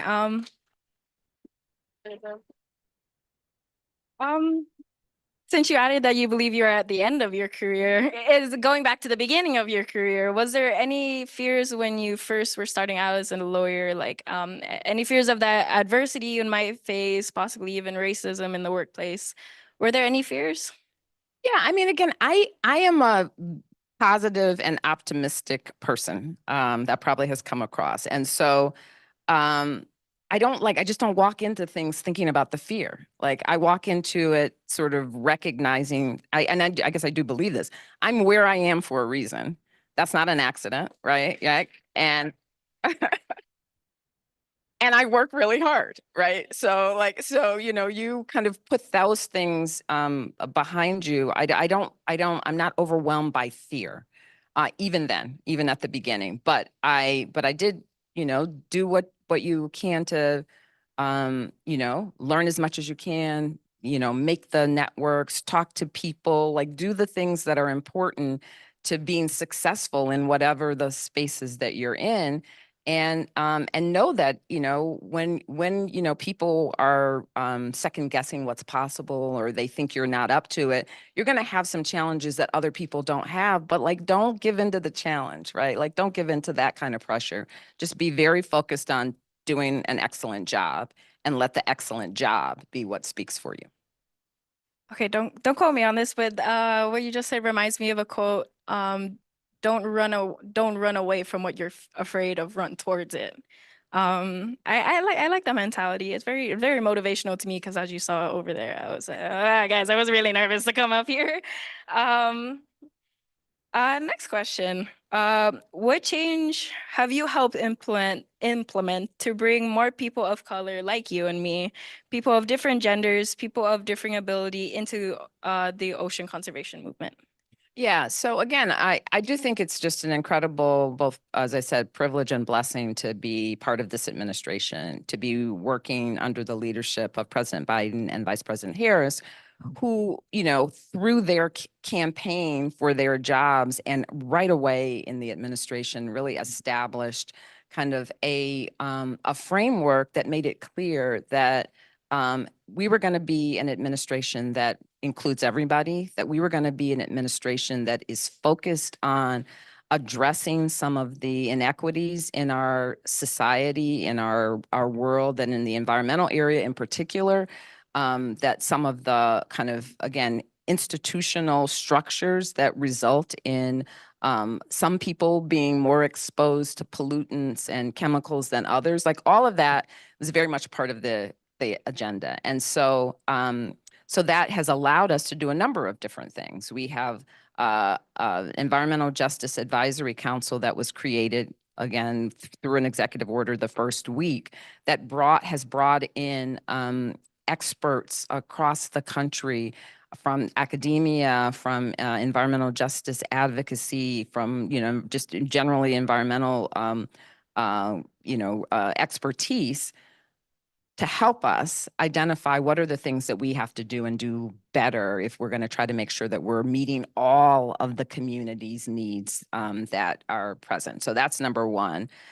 From that, we created the first Ocean Climate Action Plan, which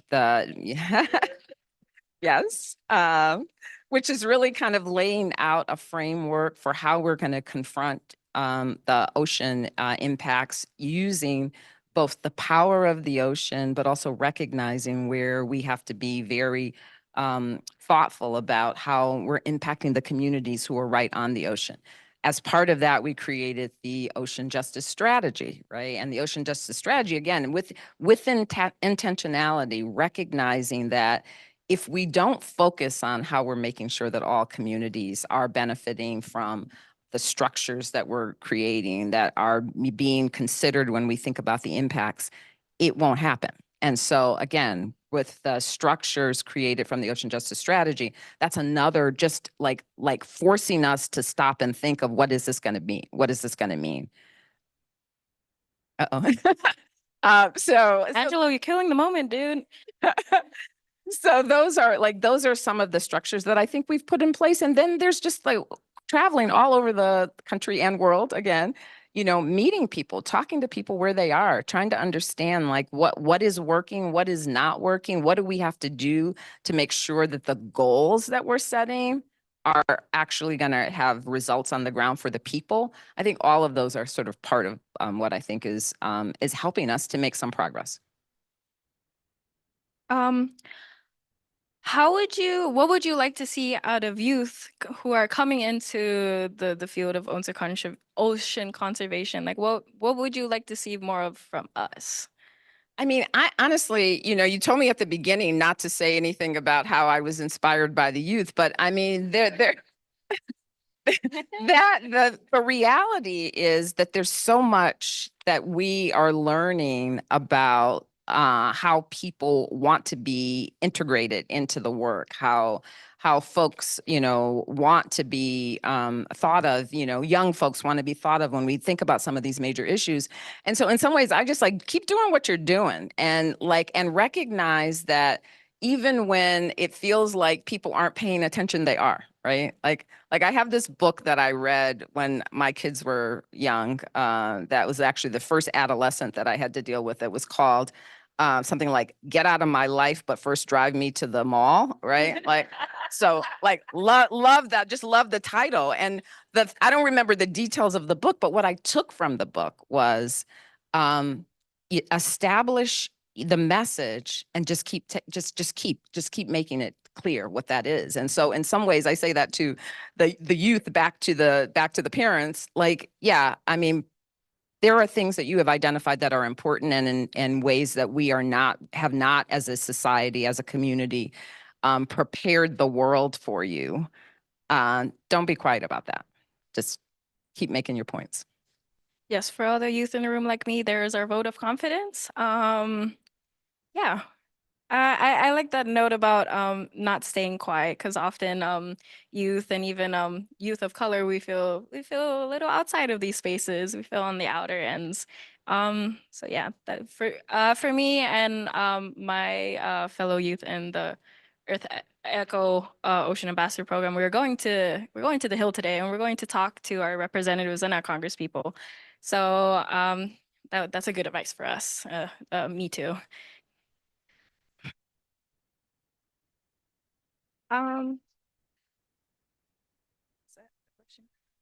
How are you holding the door open for the people who look like the people in this room, the people of color, the people who look a little different, I guess you would put it, to enter into government service and or ocean conservation? I guess you kind of answered that a little bit. I was going to say, I mean, I think that I already picked up on the main kind of pillars of that, but to me, back to the point of intentionality, like it will not just happen.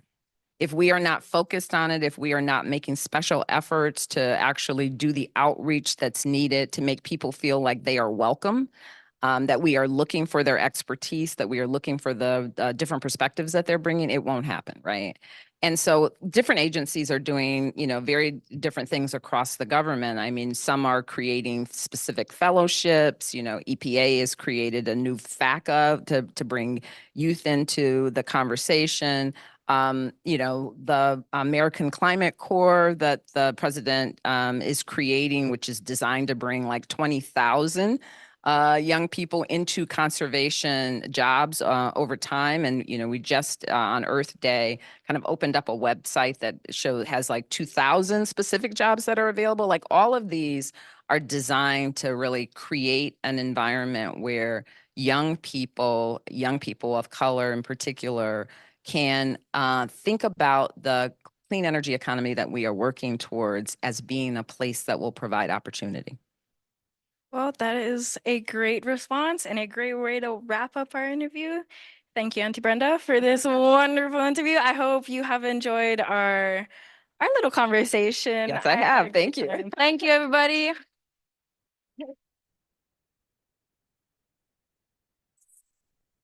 Sizu Zangiliso.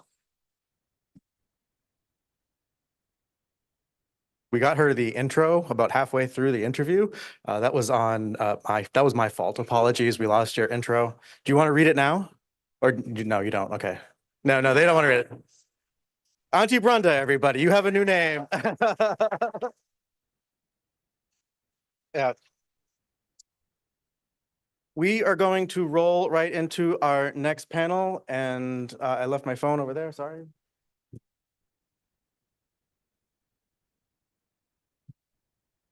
Sorry, CAP staff, we need our phones in order to remember what we're talking about. I'd like to invite Marcella to the stage. And the next panel is Plastics Are Fossil Fuels, and she will introduce our speakers when she gets, there you go. Thank you.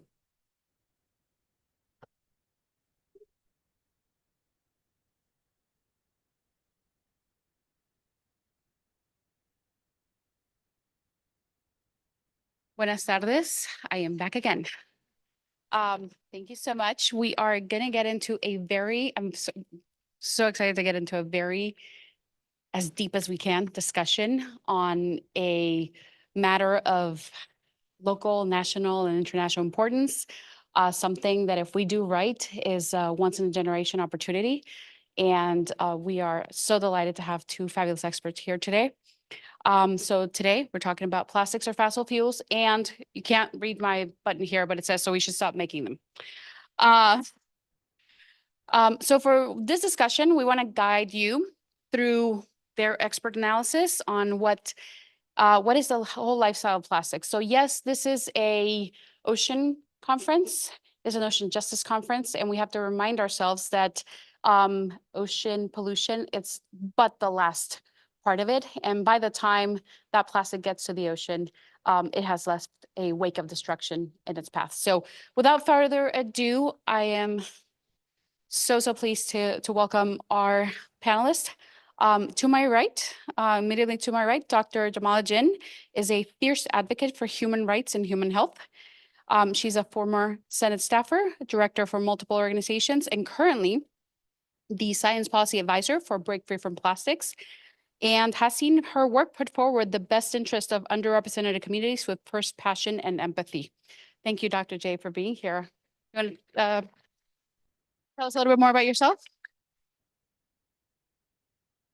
Pleasure to be here with you all. So as Marcy said, I am Dr. Jamal Jin, Science Policy Advisor at Break Free from Plastic. I originally come from Detroit, Michigan, and I was inspired to work on plastic pollution based on the fact that Detroit is a place that has been impacted by the entire plastic life cycle. Growing up, there was a giant mound of petroleum coke right along the Detroit River. That's the fossil fuels that we use to ultimately refine and make plastics. There was a petrochemical refinement facility owned by the Marathon Corporation. And there was an incinerator where we ultimately dispose of the plastics. And as folks may know, the entire city of Detroit is actually classified as a Superfund, or excuse me, a brownfield chemical waste site.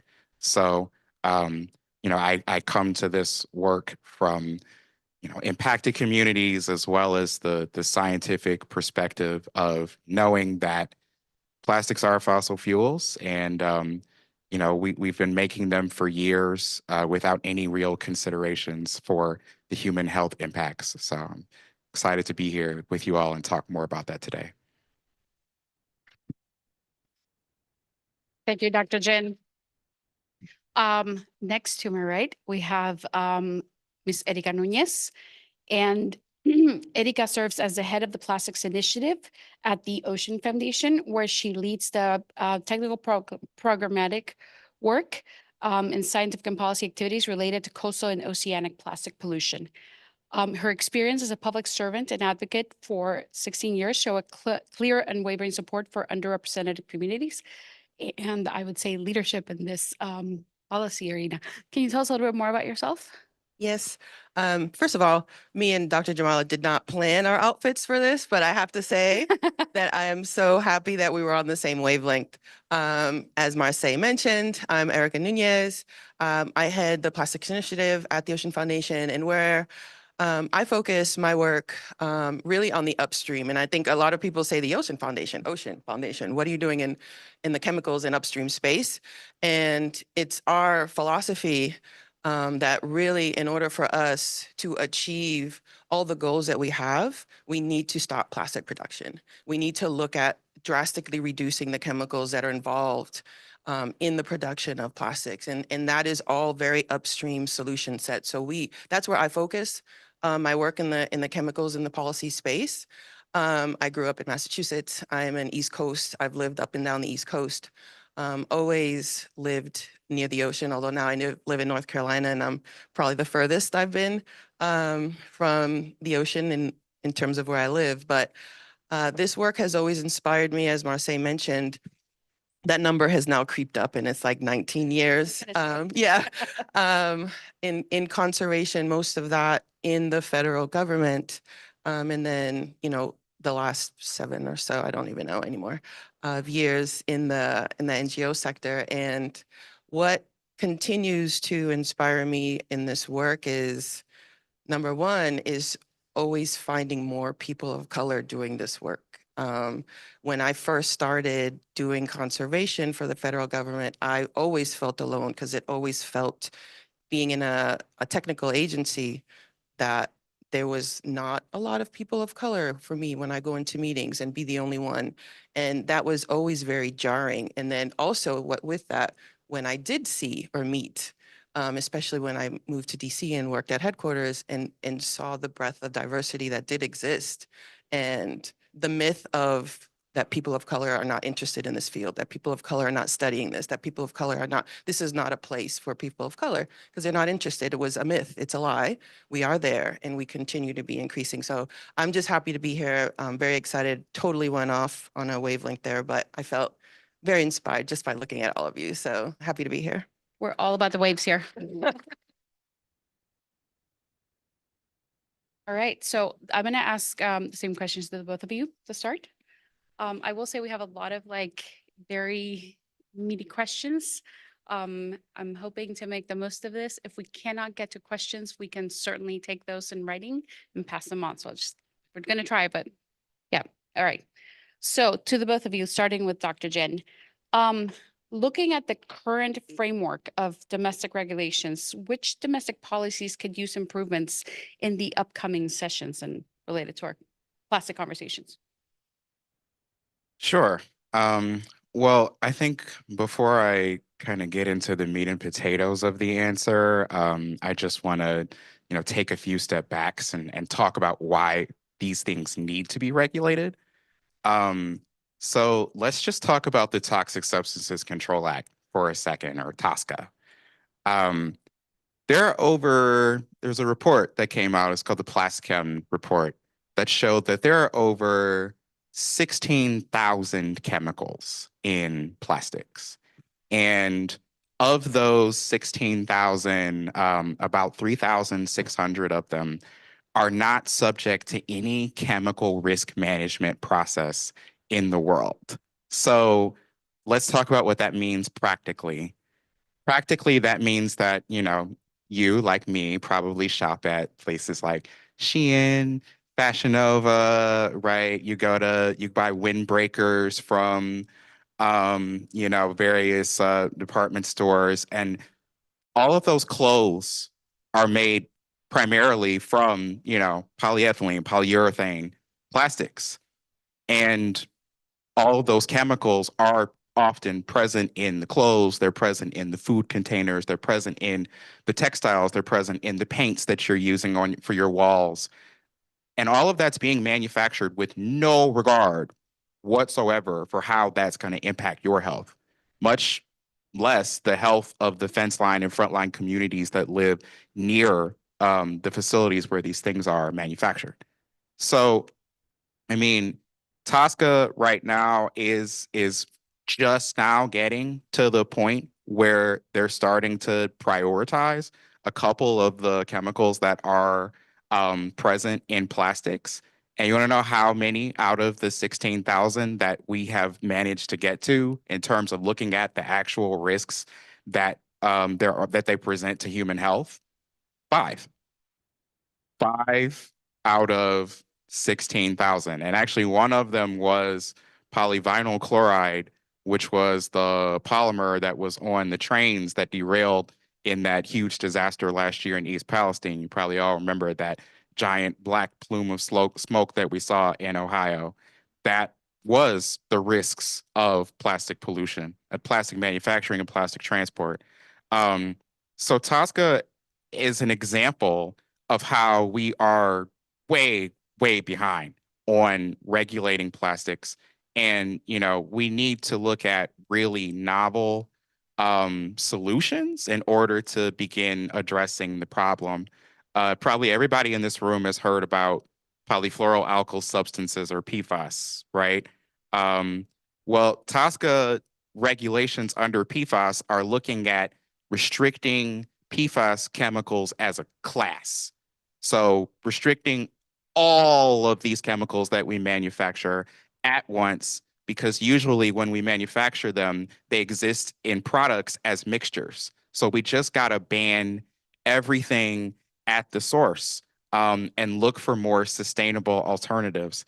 And the direction that EPA and or the U.S. Environmental Protection Agency and other regulatory agencies are looking at for restricting PFAS chemicals, we need to start thinking about restricting plastic manufacturing in the same way.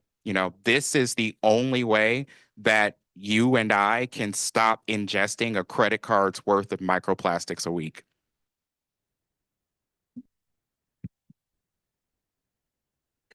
I mean, okay, all of that, right?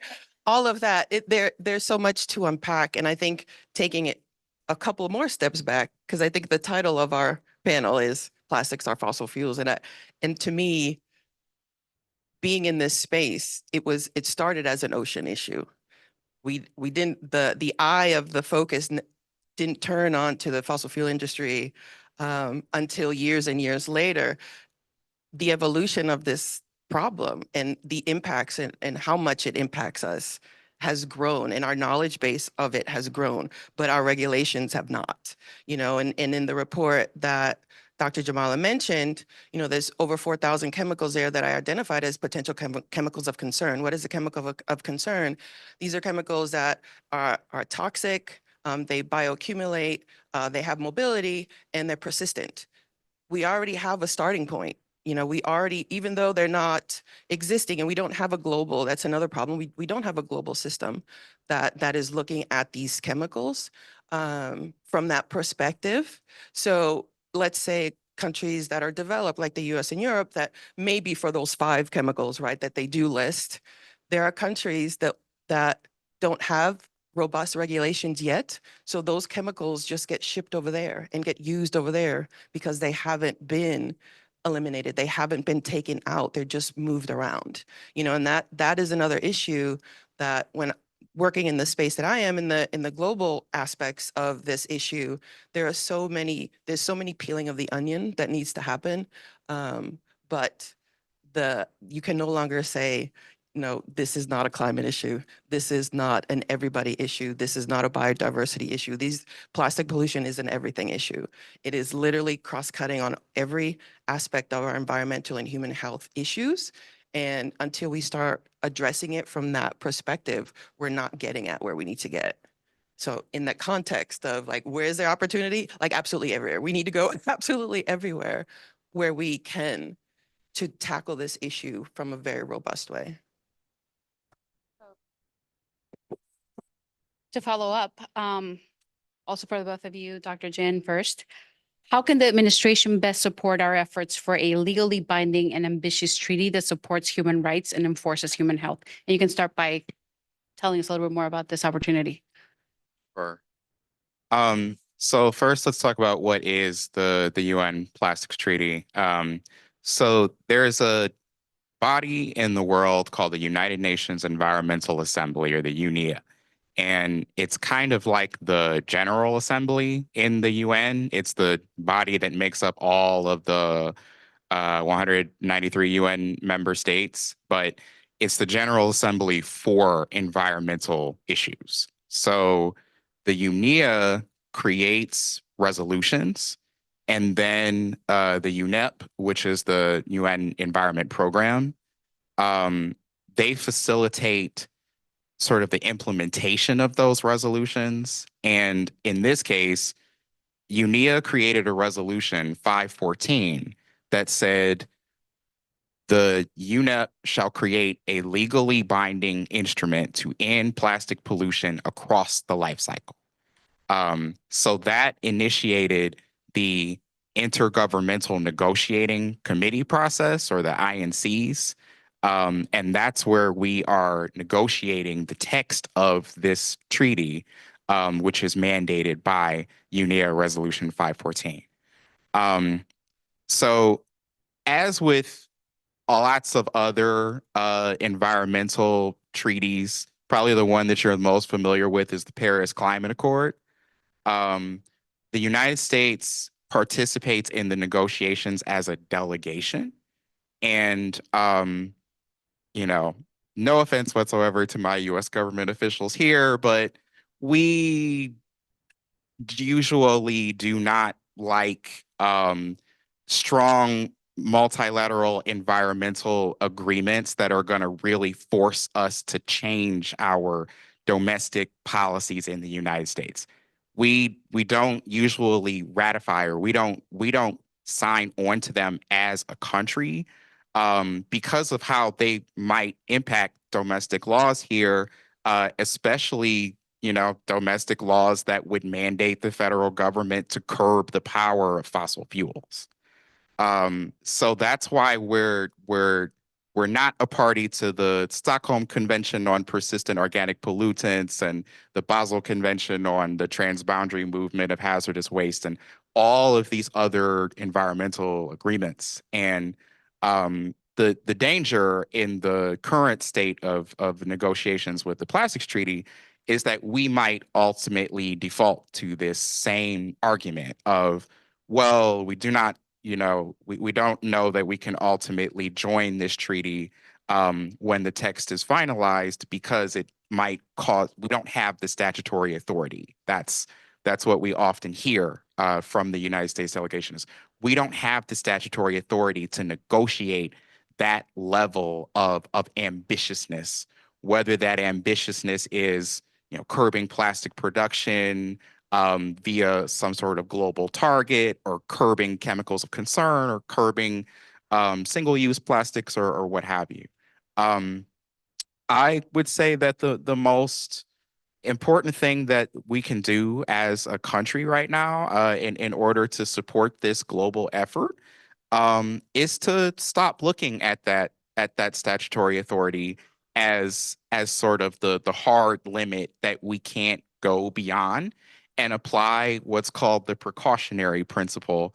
It's basically a understanding that, okay, we might not have all of the replacements for plastic in every single part of the economy that we need right now. For example, there might be, say, you know, medical applications of plastic where there's no known developed alternative. And that being said, plastic is still negatively impacting human health and the environment to an extent where it must be regulated at the source, even without all of the all of the knowledge and all of the science that we would necessarily need to move to alternatives tomorrow. As a precaution, you know, because of these microplastics in our ocean that were talked about a couple panels ago, you know, we have to begin regulating these things at the source, or they will overwhelm our waste management systems and contribute really negatively to the climate crisis. So, you know, there are a number of ways in which we can do that, and I think that looks like, in some ways, looking at existing regulations, looking at existing laws that are passing through the Congress, and really having faith that, you know, our government will be able to implement those regulations. The Toxic Substances Control Act, prioritization for chemicals being one example. You know, and our Congress will ultimately create legislative mandates where there are none. But the U.S. delegation has got to just let the rest of the government do its job, establish the authorities that they need to pursue high ambition, but first and foremost, pursue high ambition, because that's what is needed in the world. Let me ask you a different question, Ms. Nunez. Since we talked about jurisdiction and authorities, how do we combat the argument that many stakeholders have mentioned regarding the ambiguity between federal authorities and their jurisdiction depending on specific obligations? What are some new action items that we can work on after the treaty is signed? I mean, I think Dr. J just gave us a bunch of places to think and look in terms of what are the new actions. I think also, and I'm thinking about kind of the discussions of the day and looking at centering people and centering those regulations, excuse me, new regulations within the United States that will protect the fence line and frontline communities that are directly impacted by these facilities, by the indigenous lands and indigenous peoples that are directly affected by these facilities that are located within proximity of their lands. Like, we have a roadmap of where we can begin to be ambitious. And by not centering people and by not protecting human health and the environment is where we're failing here. So in terms of where are those opportunities and new actions, we don't, and this is the other thing, we don't need to think new. You know, we know what we need to do. We know that this is the climate is a priority for the administration. Plastics pollution is a climate issue. So if we center our actions and center the work of the administration to focus on that, we will get to these issues that are so key to what Dr. J has been mentioning.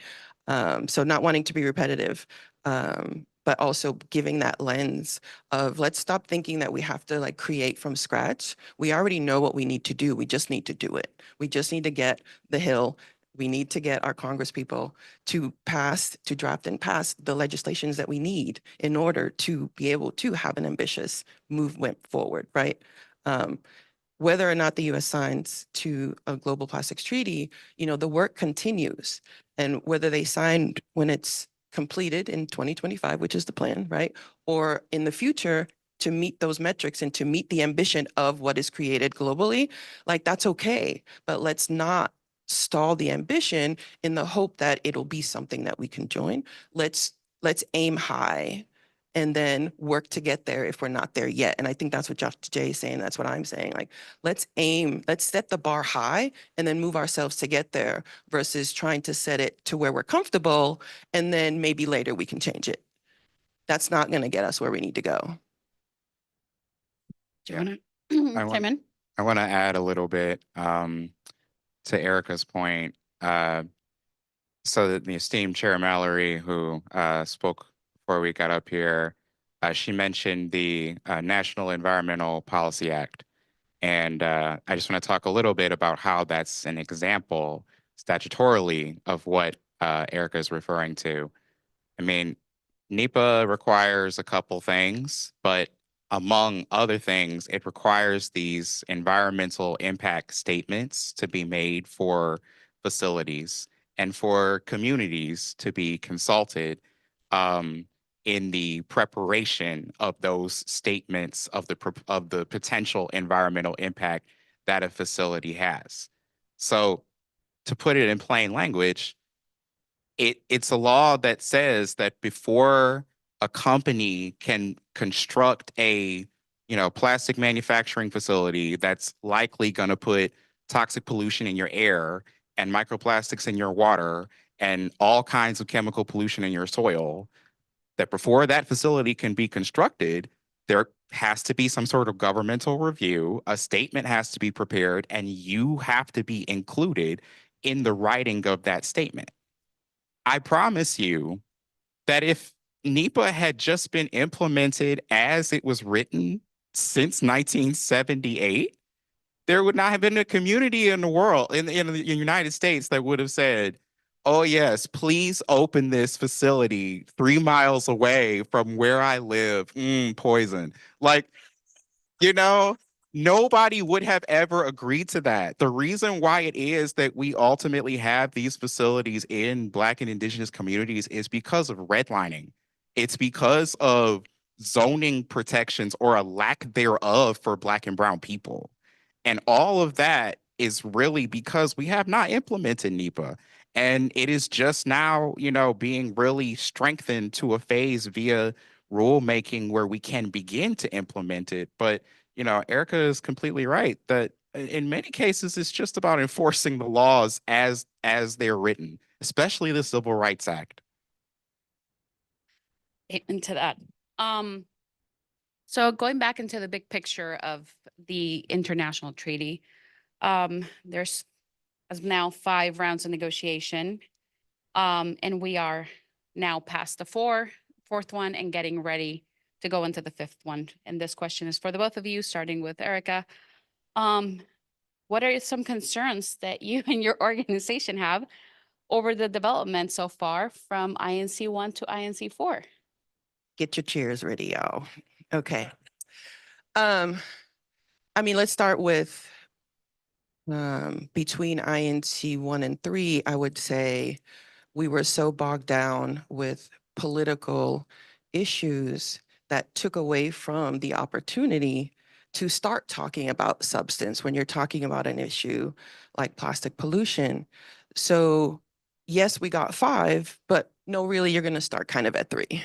And then at, INC 3, right before INC 3, the first, zero draft text, which is kind of the tell blanket. us what the zero Yeah, draft is? the zero draft text is like the blanket kind of starting point of negotiations. And really what that first draft was taking into account a lot of the views and submissions that were expressed by countries. And the Secretariat, kind of the head executive kind of operationally of the process, took all those views and put it into one document. It was like a menu of all the things you can possibly think of to tackle plastic pollution in one document. Okay, here, now you're going to go negotiate this. And what happened was at INC 3, more delays. And what ended up coming out of, I'm skipping a lot of steps, y'all, because there was a lot, but I'm giving you the crux of where we are today. The revised draft that came out of INC 3, which happened in November, added a zero text option.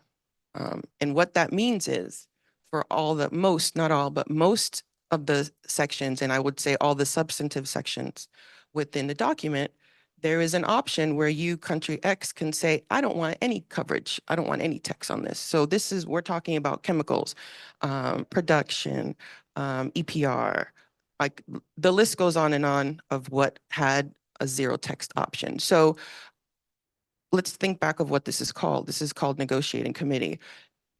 How can you negotiate on the basis of, I don't want any text on this? And that's really what we saw at INC 4. Instead of a convergence of views, it was more of the growth between the low ambition and those that wanted more robust. So that gap got wider, mainly contributed by and enforced by having that zero draft option. There are over 3,000 brackets. And what are brackets? Brackets within international negotiations are texts that are literally put in brackets because they're not agreed upon. The newer draft version, whenever we get it, will have over 3,000 brackets that will need to get resolved to get to an end point to be able to agree to this treaty, convention, whatever it is going to be. So you can see how that is anxiety inducing in a sense, because we're going into INC 5 at the end of the year.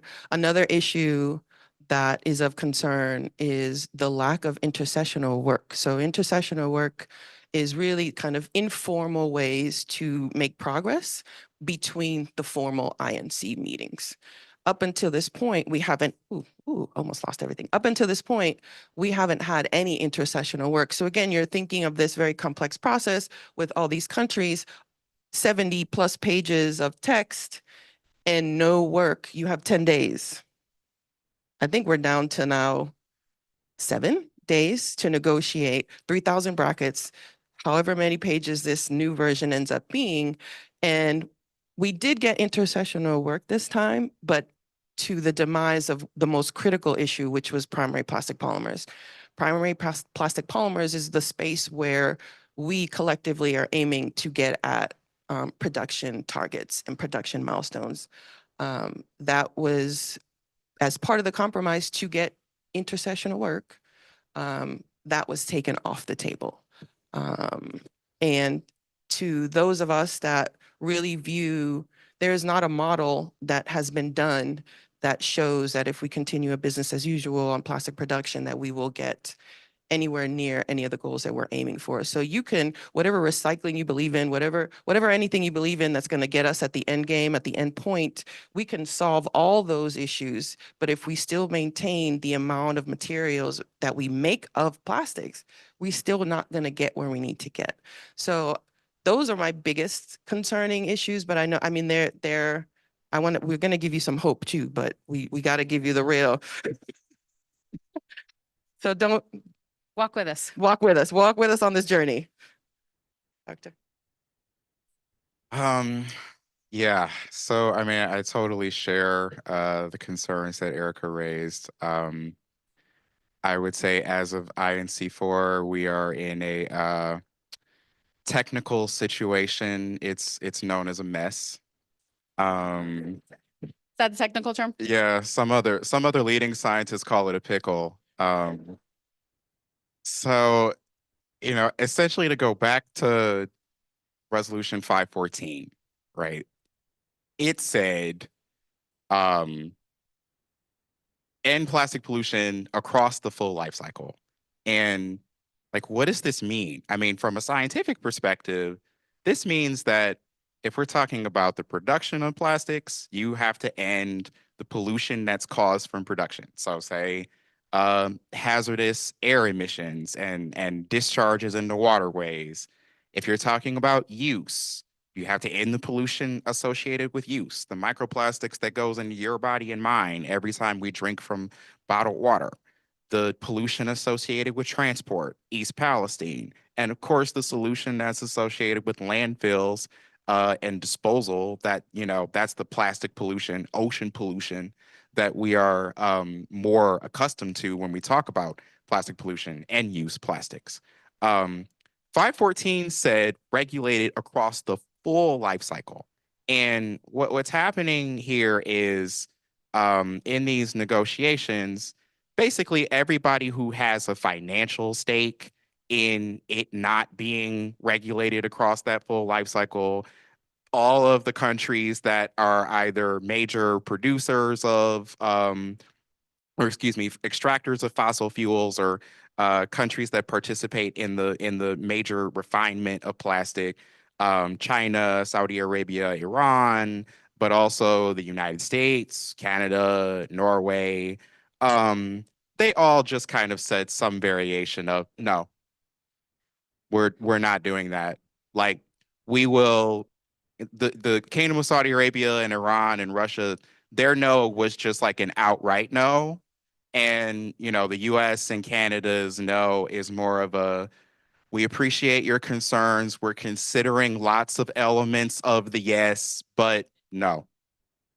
And what we're seeing in this process is all of the no's being sort of characterized as like-minded countries. So, like-minded is a very, very nice way of saying counterproductive. And the like-minded groups are the ones that are adding in all of these ridiculous brackets that Erica is talking about, and just turning the text into this totally unwieldy mess. And I would say the reason why it is that, we are starting to put the politics above the science here and the human health and human rights considerations is because, well, I've worked in the federal government, I've worked in the UNEP, and in both spaces, the people doing the work are politicians, and politicians just want to get something done. They just want to have an agreement that they can tout. This is what happened with the Paris Climate Accords. And did we see that agreement actually succeed in regulating carbon emissions? No, because all the people who were negotiating it were just trying to get something instead of getting the agreement that was actually needed to tackle the climate crisis. So, you know, what I would say is we're just really in this moment where our politicians, the federal government on down, have got to understand that they're not going to win these political points that they're trying to secure by just getting an agreement. We want the agreement, the one that fulfills the mandate of Resolution 514, protects Black, Indigenous, low-income, rural, white Appalachian communities from the impacts of fossil fuel extraction and plastic production, and protects everybody else across the full life cycle from this crisis. You know, anything less than that is not something that we can accept. We can't accept a repeat of Paris, a voluntary toothless treaty for plastics. There's just too much on the line.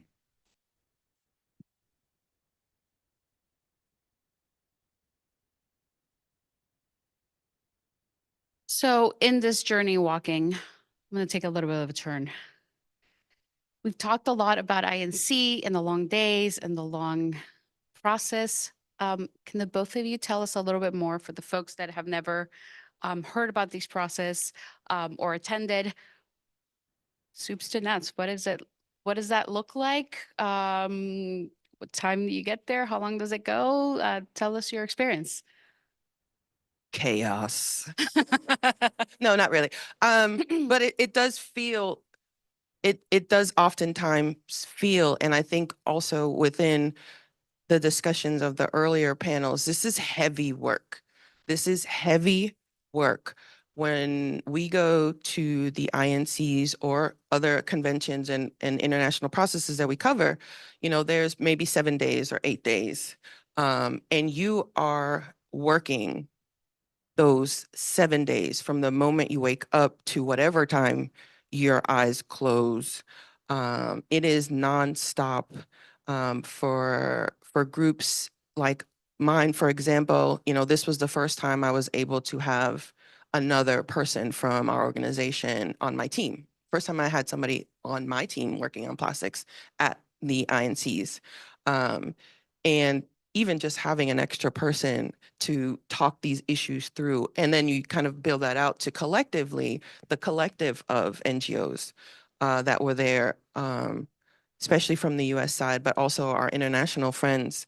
You know, you gain strength through that process because it is so heavy and it is very daunting. And when you're experiencing it, especially for the first time, it feels absolutely hopeless. You know, when you're going in and you hear all these statements that governments make that sound so nice, and then it just takes a turn for the worst of when it, you know, going to national circumstances is a term that gets thrown around a lot. And that's basically like, let us do stuff voluntary and we'll figure it out. Like, we don't want to do anything globally. That's code for that, you know? And that is also code for a very weak outcome, which is not what we want. So it's when you're sitting in the room and feeling very powerless, because as observers, oftentimes, we do not have the opportunity to directly engage within the negotiations. A lot of times for us to make a statement, it is limited to what's called plenary, which is the room that everybody is in and it is open. But a lot of the negotiations happened in what's called contact groups, which are informal, and you split folks up versus in topic areas, basically is what they did at INC4. There is no time or opportunity for us to engage in that process. We are literally sitting there watching everything unfold, and it feels very powerless when you see brackets continually going up, where you have very key aspects of this framework that only have the word "and" not in brackets is gut-wrenching, and it feels very hopeless. But in the flip side, it is work that we are all very committed to.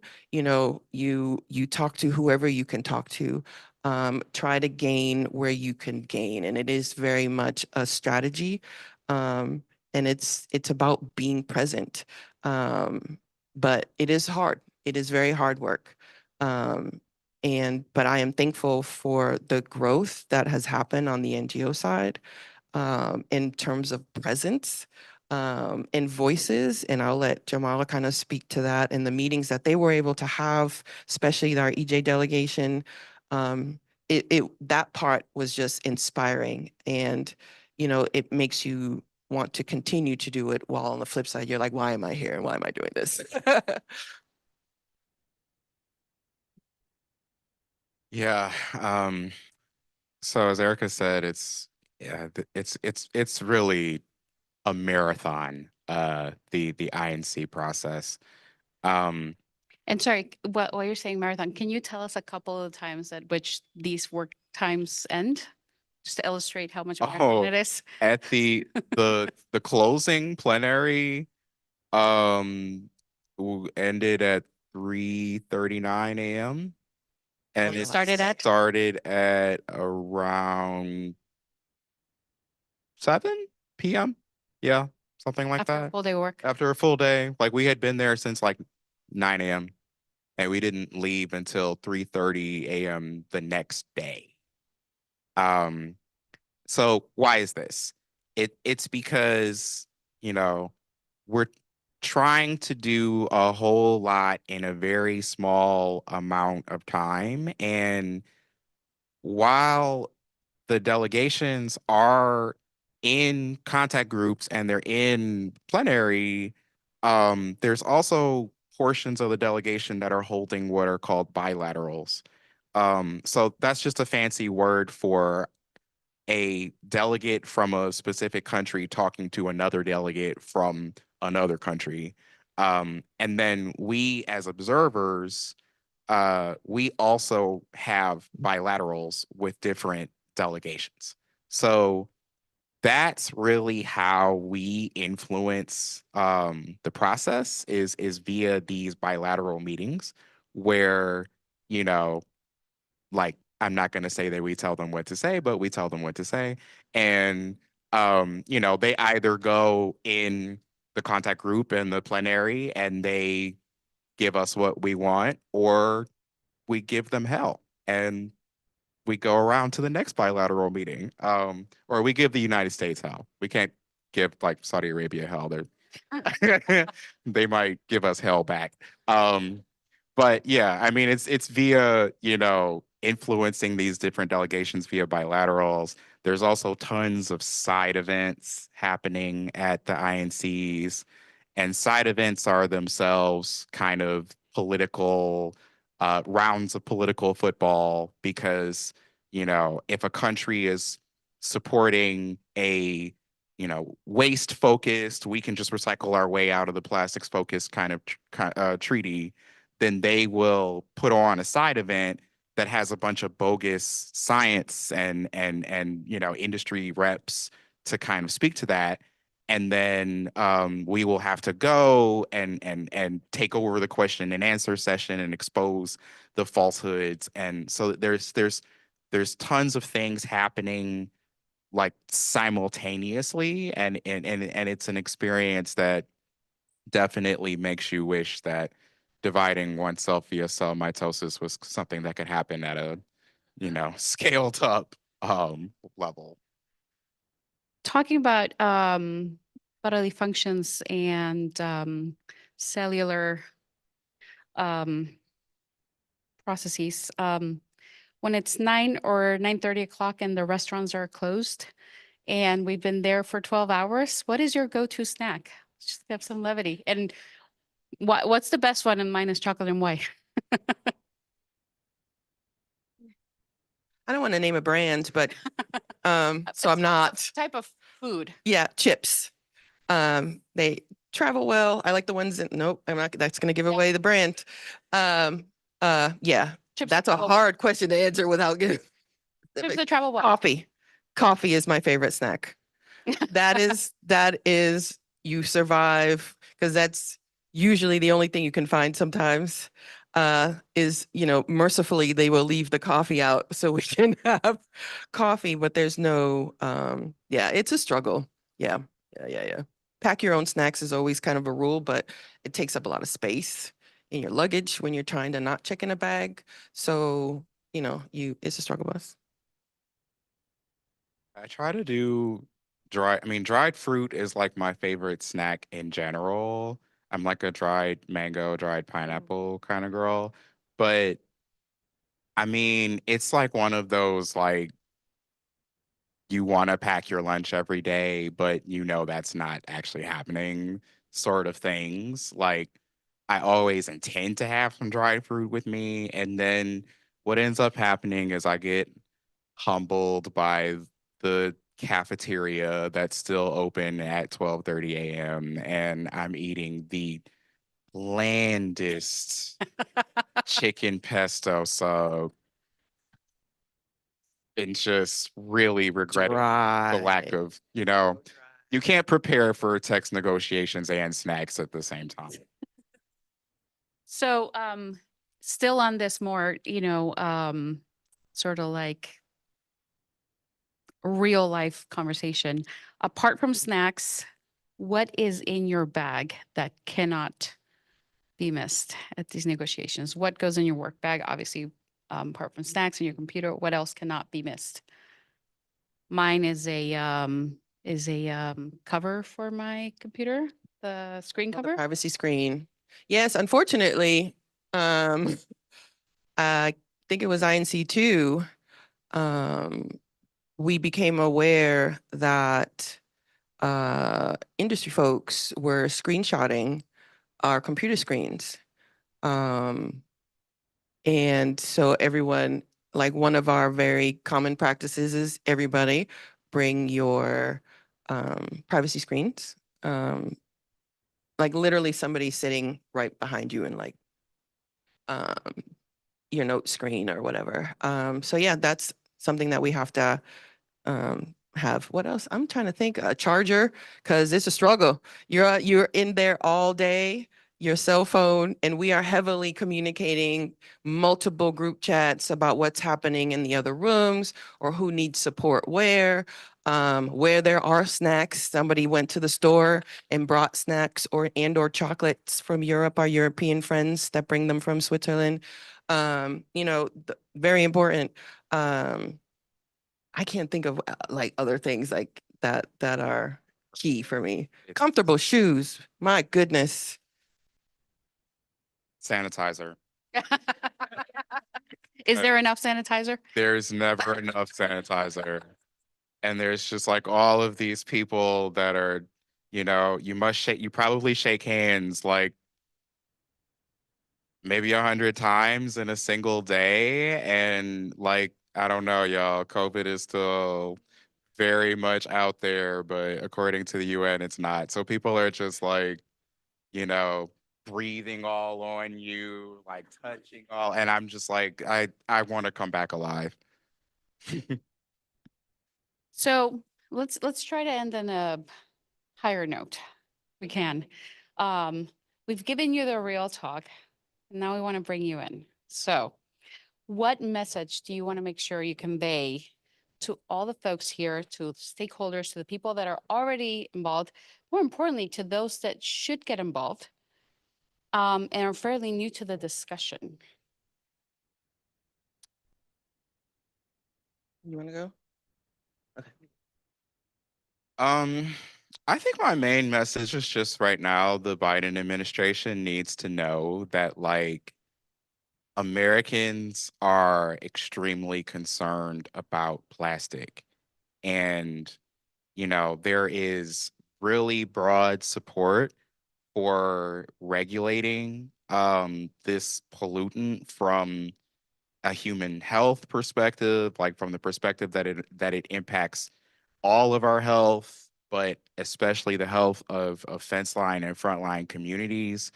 And just also from the perspective of wanting to save our environment, how hard it is for us to see all of this plastic pollution in our oceans, in our national parks, and so on. I think that if the administration really feels that people in this country are concerned and that, this and that we see this treaty negotiation as an opportunity for the administration to rise to its commitments, and especially, the executive orders that President Biden issued to foster environmental justice across agencies show that there is a serious commitment to implementing those orders at the federal level. I think to the degree that they feel that pressure, that's the main thing that will really get the administration to pursue a strong stance in negotiations and act. We can have bilateral meetings with them all day long, but at the end of the day, like I said, the politics is coming before the science. The politics is coming before the human rights, before the human health. So the Biden administration has got to feel the pressure from the ground. They've got to feel that there will be political consequences for not enacting a global plastics treaty that is also a tool for, environmental and climate justice. Yeah, all that. And what I would add, for those that are new and or already in this space but want to engage more on plastics, the plastics industry contributes to greenhouse gas emissions 4 times as much as the aviation industry. There is a new report that came out right before we went to INC4 from the Lawrence Berkeley National Lab that hands down clearly links plastics relationship to our climate issue.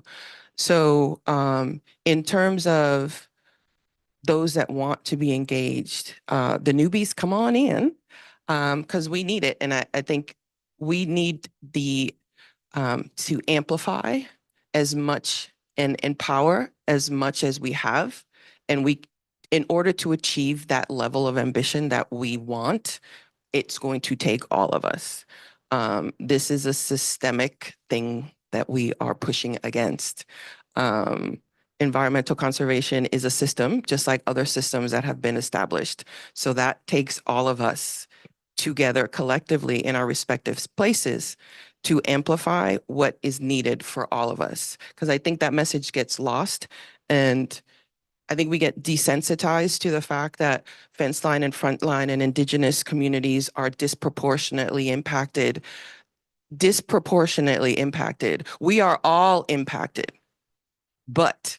and those communities are disproportionately. So multiply what we are all experiencing in our everyday life. Those communities are getting 4, 5, 10-fold, however fold, depending on where you are. So I think we need to take that and own it and know that we all have that responsibility within this space to get what we all need for our future generations.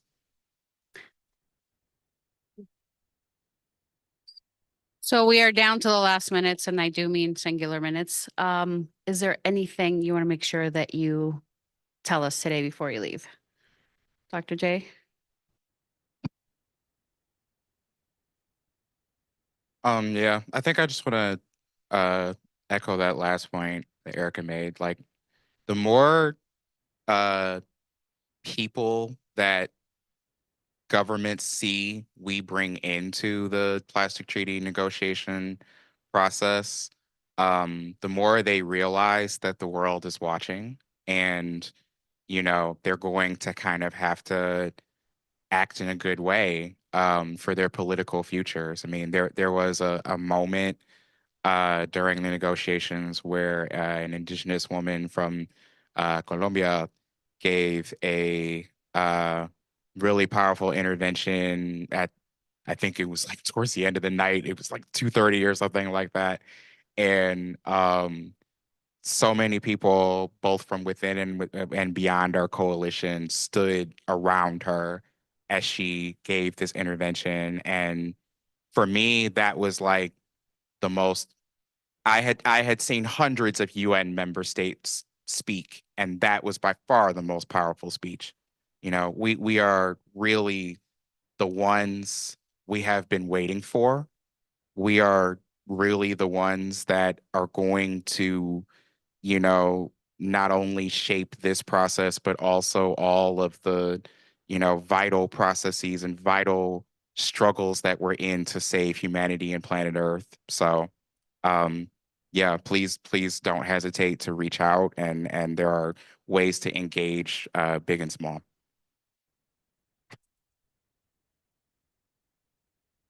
Ms. Nunez. Plus to what Dr. Jamala said, but I just want to end with thank you. Thank you for your interest. Thank you for the opportunity to speak and the invitation. And really, don't let them silo us. You know, I think so much it's very, it's been effective for the them, whoever you want to make the them, to keep our work over here disparate and all over the place. And I think the more that we not silo ourselves and collectively work together empowers us to be that much stronger against what we're fighting. So I think that is my parting words. Like, don't let them silo us, man.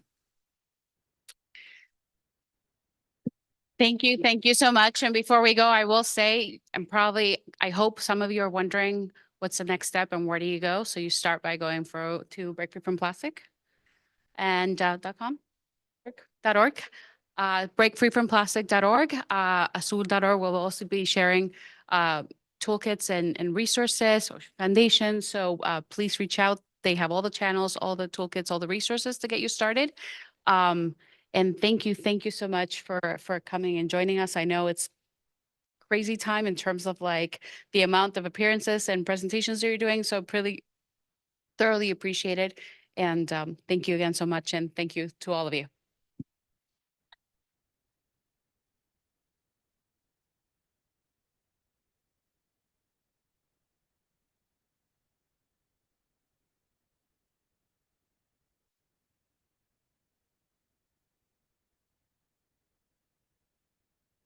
Hey, everybody, we're gonna try to get started in a couple minutes.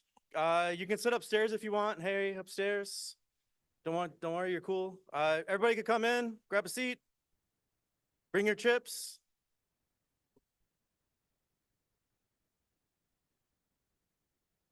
Our next panel is going to be moderated. Nope, not yet. Okay. I just got the keep talking for 60 seconds. I hope everybody had a great lunch. I had the chicken sandwich. The chicken Caesar I thought was dry. I don't think we're going to order that next year. I didn't try any of the vegetarian ones because there's a lot of meat in my diet. You know, you don't get a body like this eating salads. Protein, a lot of protein in my life. Say what? Like the happy hour. Okay. So we have one more panel, and then we're going to have two more of our interviews with senior government officials and young advocates. But then after that, we're going to take all of these chairs and stack them up and turn this into a bar. And the faster we move and stack the chairs, the faster the bar opens. So feel free to help out or not. Yeah, no, not yet. No, we have a panel and two interviews to go through. But the bar is not open. The bar will open probably about 4:30, 5 o'clock as soon as all the chairs are stacked.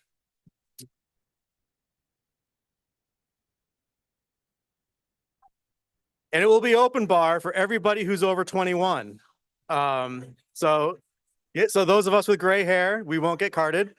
And we actually don't have security, but if you're under 21, please don't drink because we want there to be an Upwell 3. Yeah.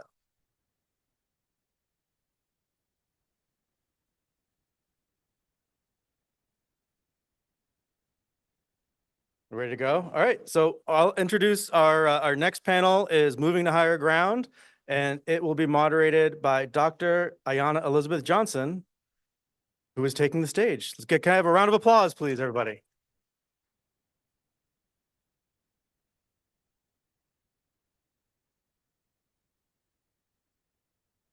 I wanted to start by offering, I'm supposed to sing here. Hello. Ooh, okay, there we go. I wanted to start by Taking off my name tag so I look cooler in the photos. By offering some like background talking points on this issue, this idea of how we are going to help people move out of harm's way is a big question mark, and we often don't talk about it very much. So I'm going to ground us in some statistics. Last year, more than 3 million people in the US were displaced by natural disasters, 45% of those by hurricanes, 23% by floods, 3 million people. And of course, we're facing worsening climate impacts, sea level rise, erosion, storm surge. So the intentional movement of people away from climate vulnerable places to more resilient upland areas will be necessary to provide lasting safety for coastal residents. The IPCC's 6th assessment reports put it as sea level rise advances, only avoidance and relocation will eliminate coastal risks. This is a huge question mark of how we do that and how we do that in a way that is centered in justice. It's also important not only to think about the people who are leaving, but where they're going. There's a lot of work to be done to transform upland areas into welcoming communities. Welcoming communities as a term that's now being used, including increasing the availability and density of affordable climate resilient housing, providing supportive social services, and building and ensuring green and gray infrastructure. So if we think about what's coming at us in terms of the climate change that projected, over the last century, sea level rise along the US coast was higher than the global average. And in the next 30 years is expected to rise approximately 11 inches. Coastal flooding is expected to increase by 10 times by 2050. And the US could actually see multiple feet of sea level rise by 2100. So what we're looking at is millions and millions of people at risk of displacement, just here in this country alone. And of course, this is a global issue. 13 million people in the US are at risk of displacement from if there's 6 feet of sea level rise by 2100, which at the rate ice is melting is a very real possibility. And if sea level rise is limited to 2 feet, by 2100, we're talking globally over 400 million people who would be impacted. So this is the context within which we're having this conversation today. We are blessed to be joined by 3 incredible thought leaders and doers in this field. And I'm actually going to take the time to read their biographies so you get a sense of the breadth and depth of expertise that they are bringing to the table. So I'm going to start by introducing Dr. Jola Ajibade. Please join us on the stage. She is an associate professor and a scholar activist in the Department of Environmental Sciences at Emory University. She is focused on understanding the intersections of cascading climate disasters, climate adaptation, climate justice, community resilience, energy transitions, future cities, AI, and just societal transformations. And of course, emphasizing the interconnectedness of those issues. She co-edited a volume of perspectives entitled Global Views on Climate Relocation and Social Justice, Navigating Retreat. And one of her academic papers is titled Are Managed Retreat Programs Successful and Just? A Global Mapping of Success Typologies, Justice Dimensions, and Trade-offs. And that is an examination of 138 post-resettlement case studies across the globe. So amazing expertise here with us on stage today. Please welcome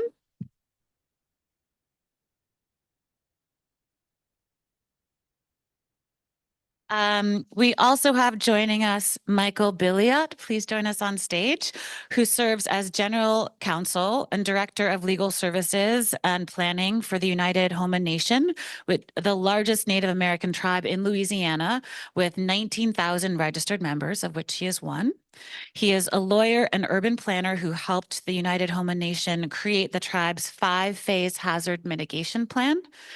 United Houma Nation is at the forefront of this crisis, with over 50% of its members living in 6 coastal parishes in southeastern Louisiana, an area, as we all know, that is prone to disasters in the form of frequent tropical storms and extreme rainfall events, which are being exacerbated by climate change. So thank you for your leadership and welcome. And our third panelist is Dr. Adele Thomas, who is the adaptation lead at NRDC. A new role, and the group she's leading there is new. She also just joined the organization about a month ago. She, before that, did a lot of course, impressive things that landed her there. She also serves as an IPCC vice chair, overseeing the assessment of the impacts, adaptation, and vulnerability to climate change.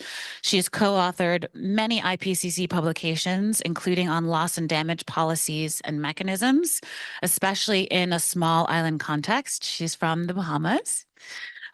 Previously, she founded and served as the first director of the Climate Change Adaptation and Resilience Research Center at the University of the Bahamas, where she was working to advance climate resilience throughout the region.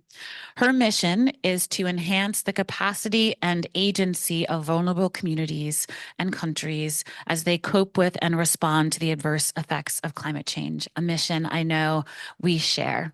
So thank you all for being here.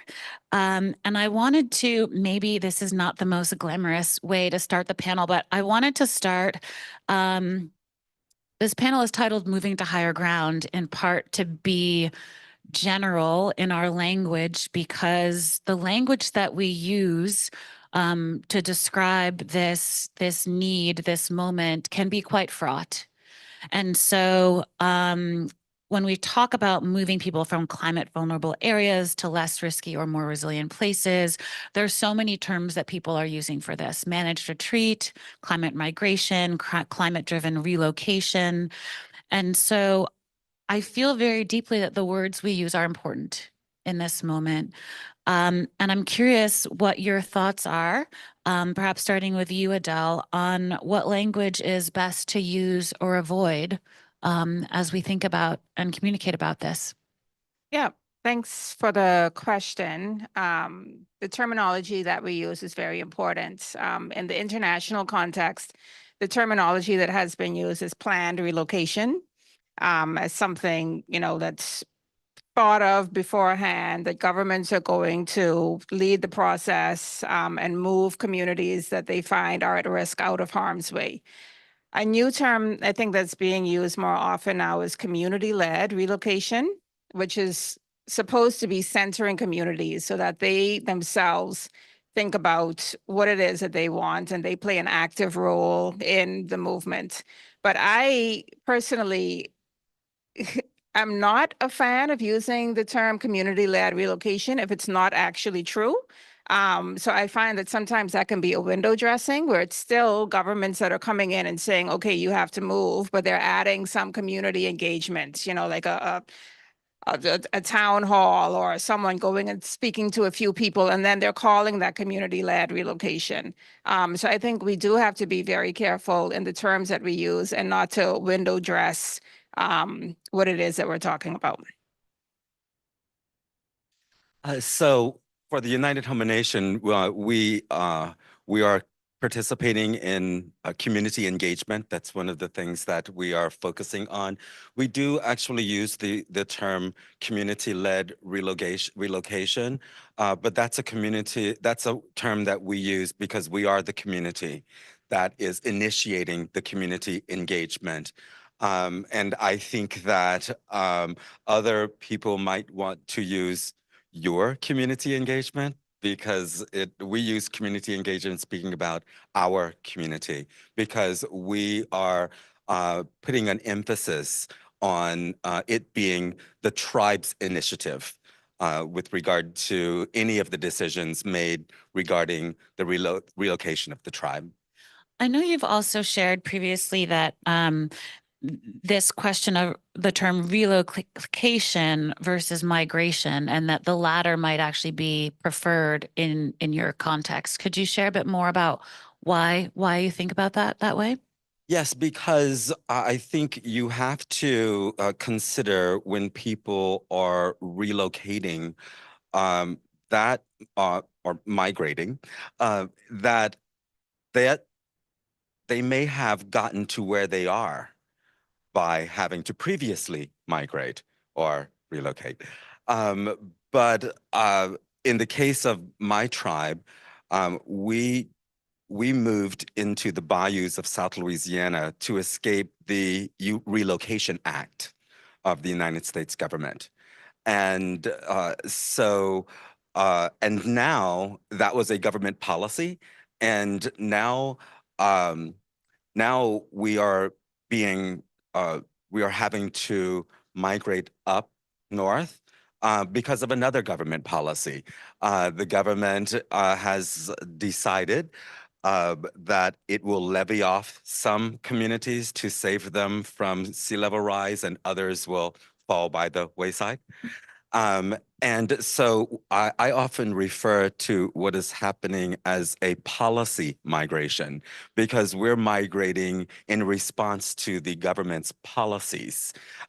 So I often use the term of policy migration, because relocation has, at least with regard to Native Americans, has somewhat of a negative connotation because it was the United States Relocation Act that removed forcefully Native Americans from their indigenous lands. And so relocation has a connotation, at least in Native Americans or my Native American community, that relocation is something forced upon you. And so migration, however, there's in-migration, out-migration, and it doesn't carry that negative context. Thank you for that. Jola, what would you like to share? I think I'll just add to what Michael said. When I think about relocation, as some people call it, resettlement, or managed retreat, I often think, why is there the resistance to these different languages? And the reason why there is, whether you go back to eras of slavery, people were moved from Africa, forcibly relocated to America. That's one history that is very painful that people do resist. And now you think about colonial era, and you think about the indigenous communities as well, who have been forcibly settled or resettled, so settlers colonialism. All of this history, many of us still bear those trauma in our bodies, in our mind. And so when you come to people and tell them because of climate change, you have to relocate, there's a lot of distrust based on those history. But also if you think about in the context of developing countries, I come from the global south, I'm originally from Lagos, Nigeria. There are also instances where the government and wealthy property owners forcibly relocated, or I wouldn't say relocate, displaced or forcibly evicted people on different grounds, whether it's the grounds of issues around flooding, issues around exposure to diseases, so that there are many instances, and even in the context of India, where people have been forcibly removed based on building of new dams, right? So there are all of these instances where you see people being affected physically, mentally, because of relocation. And therefore, those reasons, it makes sense for people to say, we don't want that language. The question comes back to, then what language should be used when we have to relocate people because of climate change? And as Adele said, yes, there is this thinking around climate or community-based relocation or community-led relocation. And yes, it's true, many of them is window dressing. They are also very extractive. So what I tend to do in my research is to think what language matters to people and then use that language in describing whether or not it's relocation or resettlement or something else. And just to add to what you were saying, Michael, in terms of relocation and migration, in my work, I distinguish between both of them, because there are instances where relocation, you do get support in some cases, especially in the US when it comes to buyouts. In many instances with the people migrating, especially internationally, they have nothing. They're coming with sometimes just the dress on their backs. They are literally pushed to the wall. They are on the front lines of climate change. And it's not just about relocation, it's about really looking for that safe haven, and where are those safe havens? So the languages matter, but the experiences that people are going through, the action, that they're experiencing also matters in terms of, are they going to find those safe places to really feel a sense of new community or new life or new ways of achieving their livelihoods? Thank you. I wanted to start with this conversation around the language we use because it's in many ways symbolic of the complexity of this issue, right? We cannot even, there's not even a consistent agreement on how to describe it, what terms to use. And it's going to seem to like it may need to vary from place to place or based on the history of a people in a place. And so I just wanted to open with this as a way to encourage us to all be really sensitive to the cultural and emotional aspects of this. We're talking about people losing their homes and the places that they hold so dear. So this is not just a technical policy discussion. This is in many cases like who we are is very much tied to where we are from and where we live now. So I would say if someone has a question about what word to use, ask the community, ask the community members, because it's like Dr. here was saying, it matters what the community members think. Yes. And that's and I think it's you might be nervous to ask, but it's worse not to. So please ask. Thank you for that. I think we're finding that more and more on many issues that we should just ask people's preference and then respect it. So Jola, I'd love for you to share a bit more, keeping this broad for the moment, because your academic study has been on whether some of these migration programs have been successful by mapping out these different types of movement and their trade-offs. Are there any examples that you would want to highlight of places where it's being done right, or maybe if, as right as possible? There's no perfect, perhaps, but more fundamentally, if you could share some of the ingredients of getting it right, that maybe not any place has all of the ingredients, but what are the core things that we should be keeping in mind from your expertise? Thank you, Ayana. That's a big question. Yeah. Even though I wrote a paper on it, in the paper, we highlighted that there was no perfect relocation where everything was 100% right. There were a lot of trade-offs. So right off the back, there isn't that stellar relocation. I would say, yes, everything is, all good. However, what we did in our work, number one, in defining success, in that paper, we looked at a range of ways in which success can be defined, because it's not what success means to me may not be what it means to you, or may not be what it means to community X or community N. And so we try to look at a variation of success from the community's perspective, particularly those that have been relocated. As you mentioned, we looked at a series of projects, those that were already relocated, those that are ongoing, and we focused on just the ones that were relocated. And in that relocation, we found that there were about 60 cases that were successful, successful meaning broad range of success. And I'll speak to that very quickly. By that, we realized there was one kind of success, which is not what you and I would like, but we call it techno-managerial, which is basically where you have a mega storm happen or a major flood, and people have to be relocated very quickly to avoid further impacts, to avoid disease outbreaks. And so they move people from point A to point B. So we call that in that paper a techno-managerial relocation.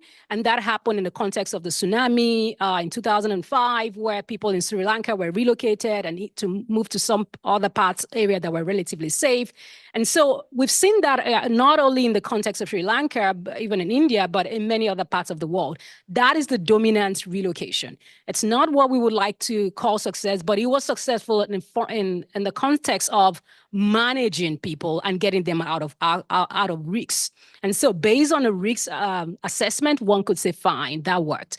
But beyond that, when you're thinking about issues around equity and access to livelihood, food, resources, healthcare, all of those things, those communities didn't really get that. And so we saw other cases where people were relocated. And in this case, there was some elements of what you would call providing people home, but also restoring the land. So we call that eco-restorative relocations, where there is an element of social justice, but not fully, but also there is an element of restoring the land with, new vegetations, all of that, or making sure there is fewer erosion and really investing in flood risk management.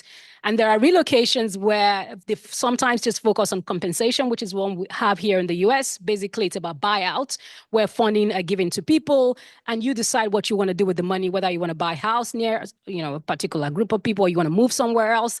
And obviously, most of those compensatory ones, there are often thought, this is in the literature already, where people are hoping that the relocation will be within the same area where the tax base is not moved elsewhere, because if you give money to people and a lot of people move away from your city, you're going to lose your tax base. So there's a lot of complication, even with the buyout system and the compensation that people get, and whether that compensation is just or not, and who is getting the buyouts themselves. Are they people of color? Are they already wealthy people? There's a whole lot of justice issues to think about when you think about the compensatory option. And there is one where we call reformation. We found some of that in the global south largely.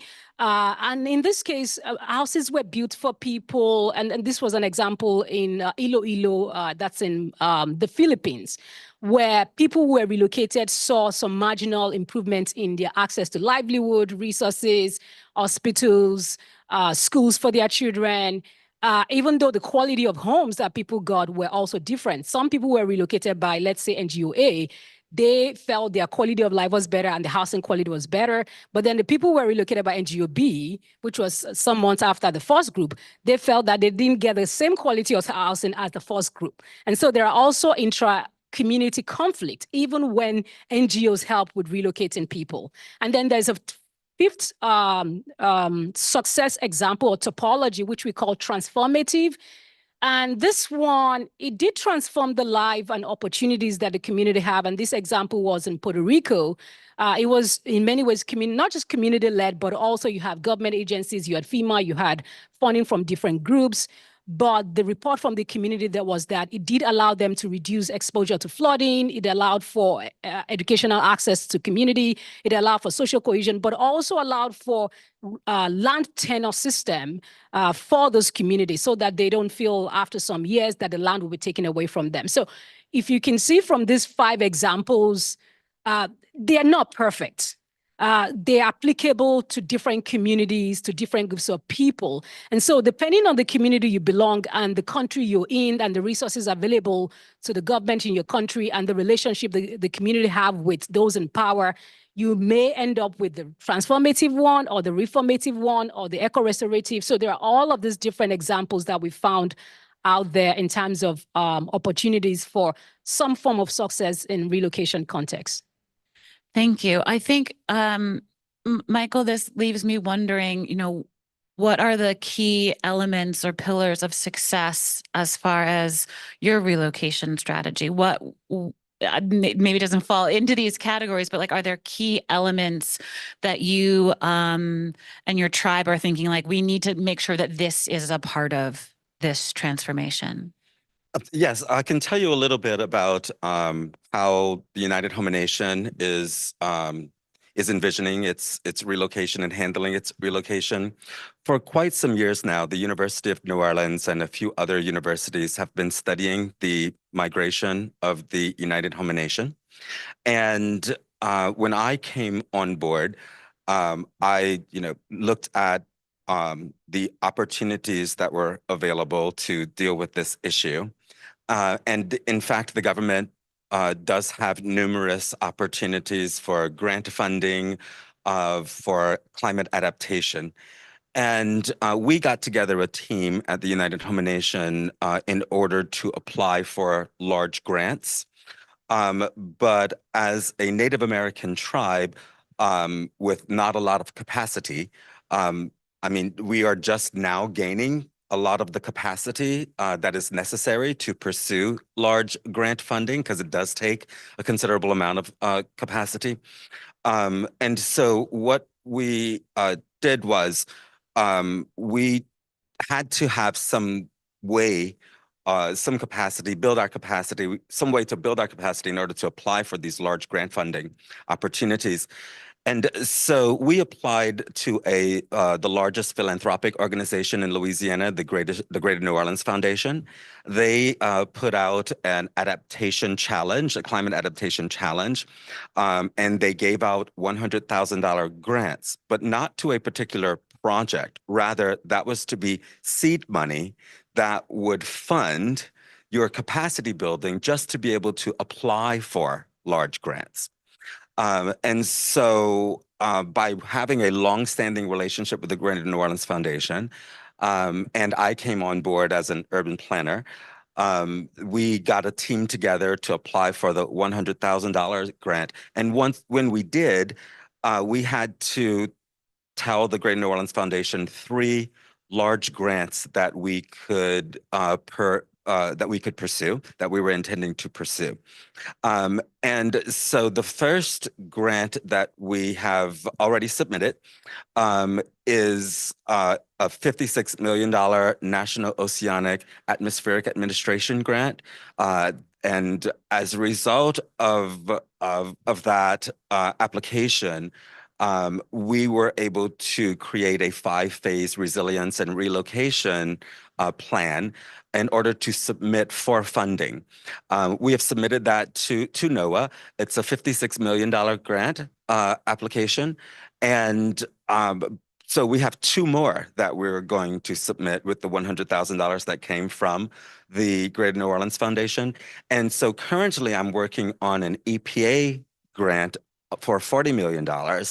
And that grant has one focus, and that is community engagement. So in answer to your question, Ayana, it is, I think the one thing for me that would signify success is when community engagement is not just a checking of a box, but actually is the whole basis for your initiative. I am of the opinion that unless you have migration or relocation, whatever term your community wishes to use, unless you have that from the people who are going to be migrating, then it's not going to be successful. And successful as deemed by the people migrating. And so our next focus, or my current focus, is on community engagement and making sure that, well, with regard to the $40 million that we are pursuing, I want the majority of that money to go to pay for the experts on the ground. And I always feel as though I'm representing 19,000 experts. And so, it's easy to get fatigued when the outside world is poking and prodding at you and asking you the same questions over and over again. What is fatiguing about it is when people expect you to give you these answers for free.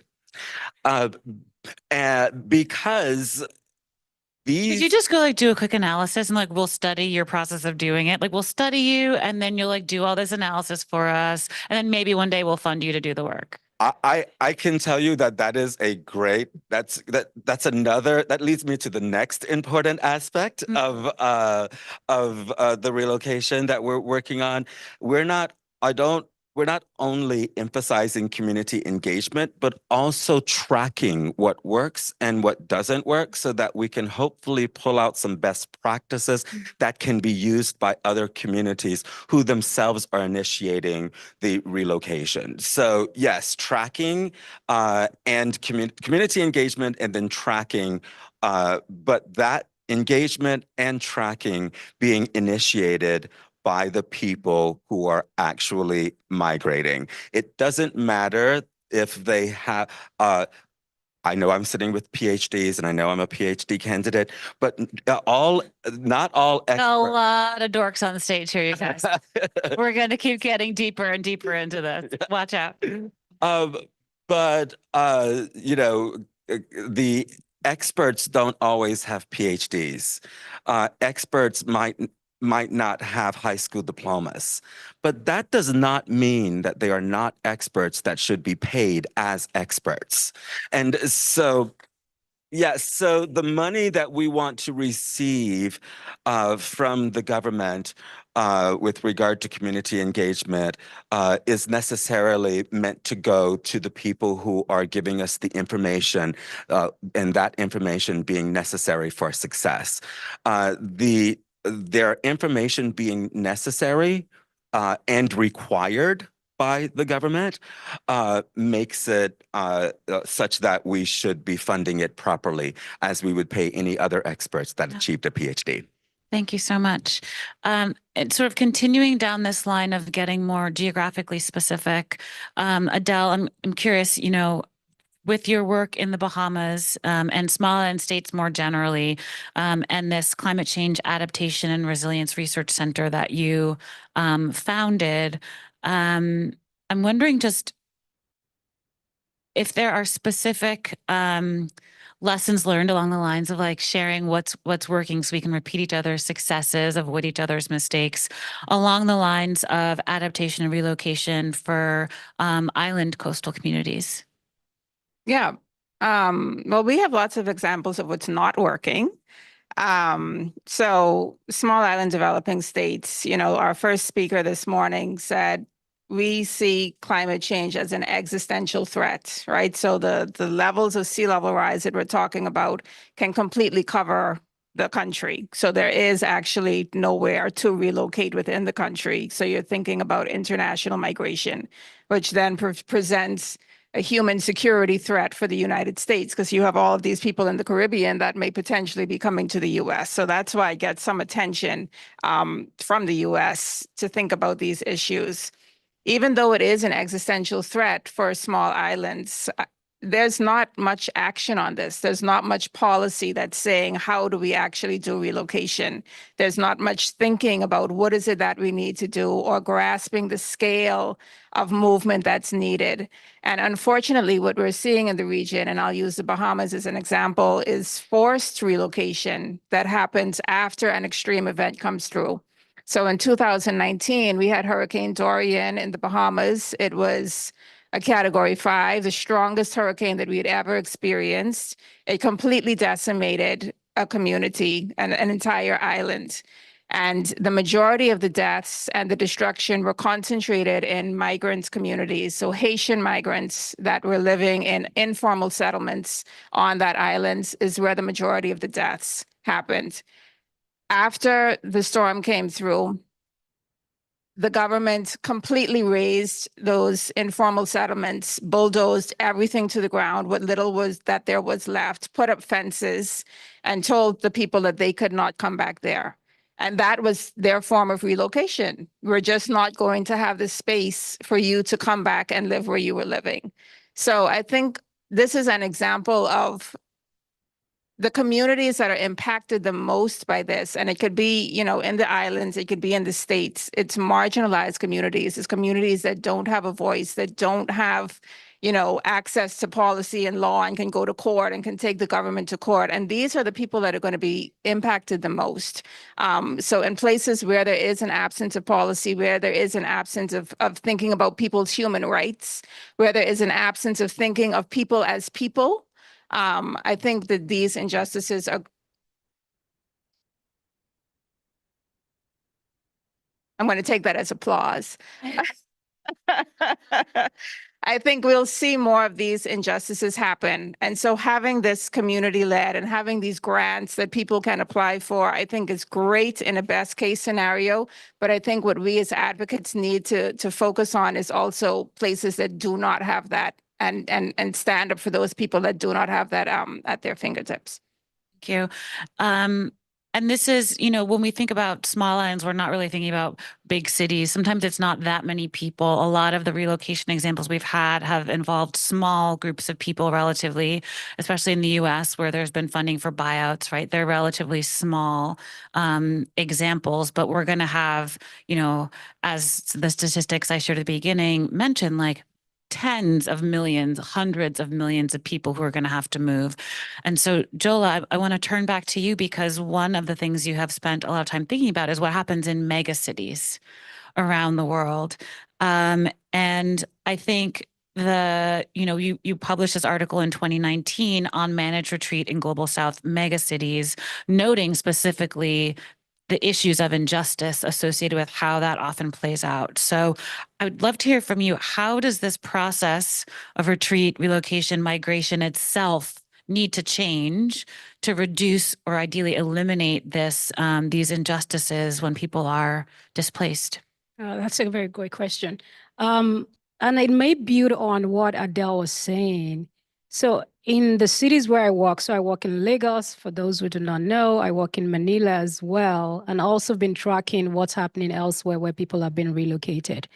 So when I'm looking at relocation that is happening on ground on the basis of climate change discourse or narrative or whatever story people are telling, I'm also looking at the faces and the communities that are being relocated.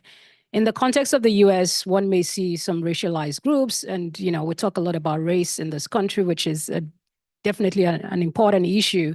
But in the global South, there is this intersection of class as well. So it's not just about race. You have to think about class. You have to think about the nationality of the people, but also think about gender issues, right? And so where I work, folks that are being relocated are mostly the poorest of the poor who are already living in informal settlements, who have very little in terms of access to jobs, or their livelihood is really just marginal. They're just eking a living out of sometimes just, working in the waste industry. And these are the same people that are being forced to relocate, especially in the cities where I work, like I mentioned, Lagos and Manila. And so when you see those kind of relocation, you think, why is this happening? And the story you hear is, oh, we're protecting these people from climate change. It's going to be sea level rise. There was a major flooding that came through, and we want to keep them safe. And in some instances, people, in the case of Manila, for instance, in the paper I wrote, they were relocated to the outskirts of the city, to what you call like a shell of a building. The building, its structure is there, but nothing else is there. So you have a roof over your head, but you have no home, you have no job. You have no source of livelihood. You have no school for your children. Your wife has been raped because she needed to get some money from somebody so she can buy food. So the life of people in some of those relocation sites become very precarious. And then you hear people say, I'd rather live in the informal settlements in Manila than move into those outskirts relocation. And in the case of Lagos, as I documented as well, in this case, people are not given housing. They're just forcibly moved, meaning bulldozers come in, guns, you see armies and guns come, and then they literally start shooting at people, and people are forced to move. And that happened in Otodogbemi in Lagos and several other places, even Badia where I work. And so when you see those types of issues, you're thinking on one hand, is this really for climate change? And on the other hand, you see, as I documented, and then there's a lot of examples in other places too, where you see mega cities, you see property developers coming, and they start bidding on those ocean side as well. And the amount of dollars that is being poured into these new shiny structures, so in some cases 600 million, in some cases $1 billion. And you're wondering, who exactly are they building this for? And when you're looking very closely, you see it's usually transnational capitalists. You see it's really mega wealthy people who have 2-3 homes, but now they're getting a 4th house on the ocean because they like the ocean view. And then you think about it, what exactly is just about this relocation? And so when people ask me, oh, do you support managed retreat? I'm like, no, it comes down to the people who are experiencing the impact of climate change. What do they want? Do they want to relocate? Do they want to stay there? If they want to stay there, then there should be support to help them build resilience and stay where they want. But if they want to be relocated, then they should be relocated. However, the places where people are being relocated, the question we should be asking as a group is, what is happening in those places? We don't want to see a new form of ocean colonialism, which is what I'm seeing in many parts of the world, where the ocean is now being enrolled into this new market because of these mega structures, and anyone that has money, and we've seen stories about floating cities, whether it's the Maldives or whether it's new area in what's it called? It's not Sri Lanka. It's another place. There's so many floating cities now, the talk around floating cities essentially. And so you wonder when we built in South Korea is where I was looking for, sorry. In South Korea, there's another floating city there. And so you wonder who exactly are they building this for? And so to your question, there is a lot of injustice in terms of what is happening about the removal of people and then the replacement of those people with new property development that allows for the accumulation of resources by those who are already mega rich. And that's not just in any way. Yes. I think we have just a few minutes before we turn to questions. So Michael, I'm going to ask you quickly, because I know you have a background as an urban planner. Are there any aspects from your academic training and practice in that field that you feel like are particularly relevant to what Jola was sharing that can help us see the way forward? What does urban planning have to offer us here? Well, I think that Dr. Jolo is absolutely correct. She's mentioned several times placing the emphasis on what the people want. If they want to relocate, that they should be provided the assistance, but if they want to stay, they should also be given the resources to do so. I think that more and more in urban planning, there is an emphasis on receiving this information from the people. And I think we have to emphasize that that is what creates success, not as defined by a government or from the outside, but getting the information and the initiatives from the people is what defines success from the people who are affected. And that is the only success that we should really be working toward from an equity point of view. Because I know where from my community, there are buyouts that are taking place. And it's just the fact that people like to live near water, even if it creates a hazardous situation. So if you are buying, if you're doing a buyout and you're giving people money because if they stay there, they're going to be in harm's way, you have to think that that land might be bought for pennies on the dollar. For in my community, people are actually doing this, just like Doctor was saying, they're actually coming and picking up this land located right on the bayou to build their fishing camps. And this is their fourth home. And so that would be a successful buyout for the mega rich. So the definition of success has to stay with the people who are actually experiencing the migration. It has to be defined by them. And I think what urban planning has to offer is that we are placing a greater and greater emphasis on the importance of Indigenous knowledge. Excellent. I think one of the things that I wish there was more discussion of also in this emerging field is what happens to the places that are left behind. And I think part of the problem is they're often not really left behind to become potentially an ecological restoration site, a buffer from future coastal impacts, carbon sequestration, a place we can go back and visit as a park and still feel connected to that place. I think there's so much in terms of policy, I'm just going to throw this out there. I feel like there's often a missing piece is saying and now this will not be redeveloped. This is now something that belongs to us all communally. And we're seeing that in a few examples, but I think not enough to the points that you're all making. So one last question before we go to audience question for you, Adele. I think probably a lot of people in this room are okay, well, what is NRDC's piece of this? Your organization is in some ways new to this topic, and welcoming you into a leadership role there is part of their getting involved. So I'm just curious I know one of your 3 areas of focus is dealing with flooding in particular. And so I think it'd be helpful for people to understand how is NRDC approaching this question of climate, migration, relocation?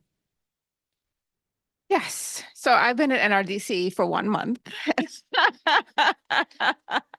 So she's setting the policy live and direct here in this moment. But I was drawn to NRDC because they do work that's focused around these mobility issues, which are so important. So as it relates to, mobility and thinking about where people live, NRDC is doing work on helping communities with buyouts, which is an important piece of the puzzle. We're also doing work with reforming the National Flood Insurance Program, with informing people about homes that have been repeatedly flooded, so that you can make an informed decision as to whether you want to buy a home that's at risk and put all of your life savings into something that may not be there in a few years. We're doing work on national floodplain management, which says, how do we use these areas that are continuously at risk? So we're doing lots of things at both the federal and state level to try to push these regulations and policies that make an impact on where people are using their money personally and can place them at risk or cannot. Thank you. Okay. Questions from the audience. I know we have got some questions online. We've got a mic in the room. Janisha will come find you.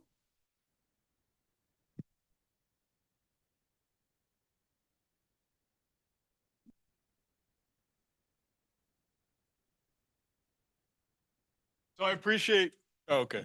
Thank you. Should work. Should work. Here we go. Does this work? Okay. All right. If you can share when you ask questions, your name and sort of like what organization or who are you here? Sure. And I'll just stand up. My name is Usman Cheek. I'm from Climate Central, Climate Communications and Risk Mapping organization. So I'm curious. You mentioned that there is this need to get this insight and this feedback from the communities.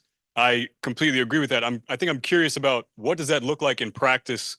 What are the platforms, avenues to gain that insight? What does the process look like? I'm sure it doesn't look the same every time, but can you give us a place to start with some of that? Yes. Yeah, sure. I can tell you what's happening and how we're trying to develop our community engagement application to the EPA. We have submitted a grant application to the EPA before that did not get funded, but you learn each time, right, from each experience. And what we are envisioning is actually environmental stewards in our tribal nation. Native Americans have been environmental stewards before there was such a word as environmental stewards. So we do have this indigenous knowledge of what the land needs from us and what we need from the land and how we cooperate. And so what we've done is we've created a environmental stewardship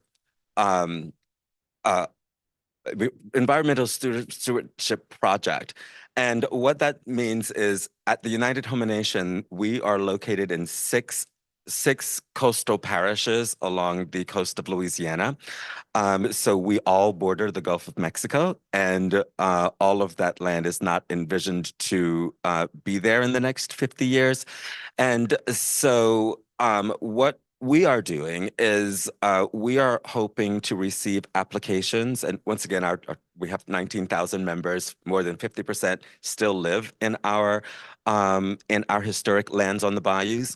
And so what we would like to do is receive applications from Native American citizens to be environmental stewards. And then those Native Americans would undergo training from university level training about environmental issues facing Native Americans on the Gulf in Louisiana, so that when the government comes down and when industries like the solar wind energy or offshore wind energy, solar energy and offshore wind energy, when those industries come down to do their required community engagement, that there is actually a voice from the Native American community that is informed, that has knowledge on the issue, and is ready to present the perspectives from the Native Americans.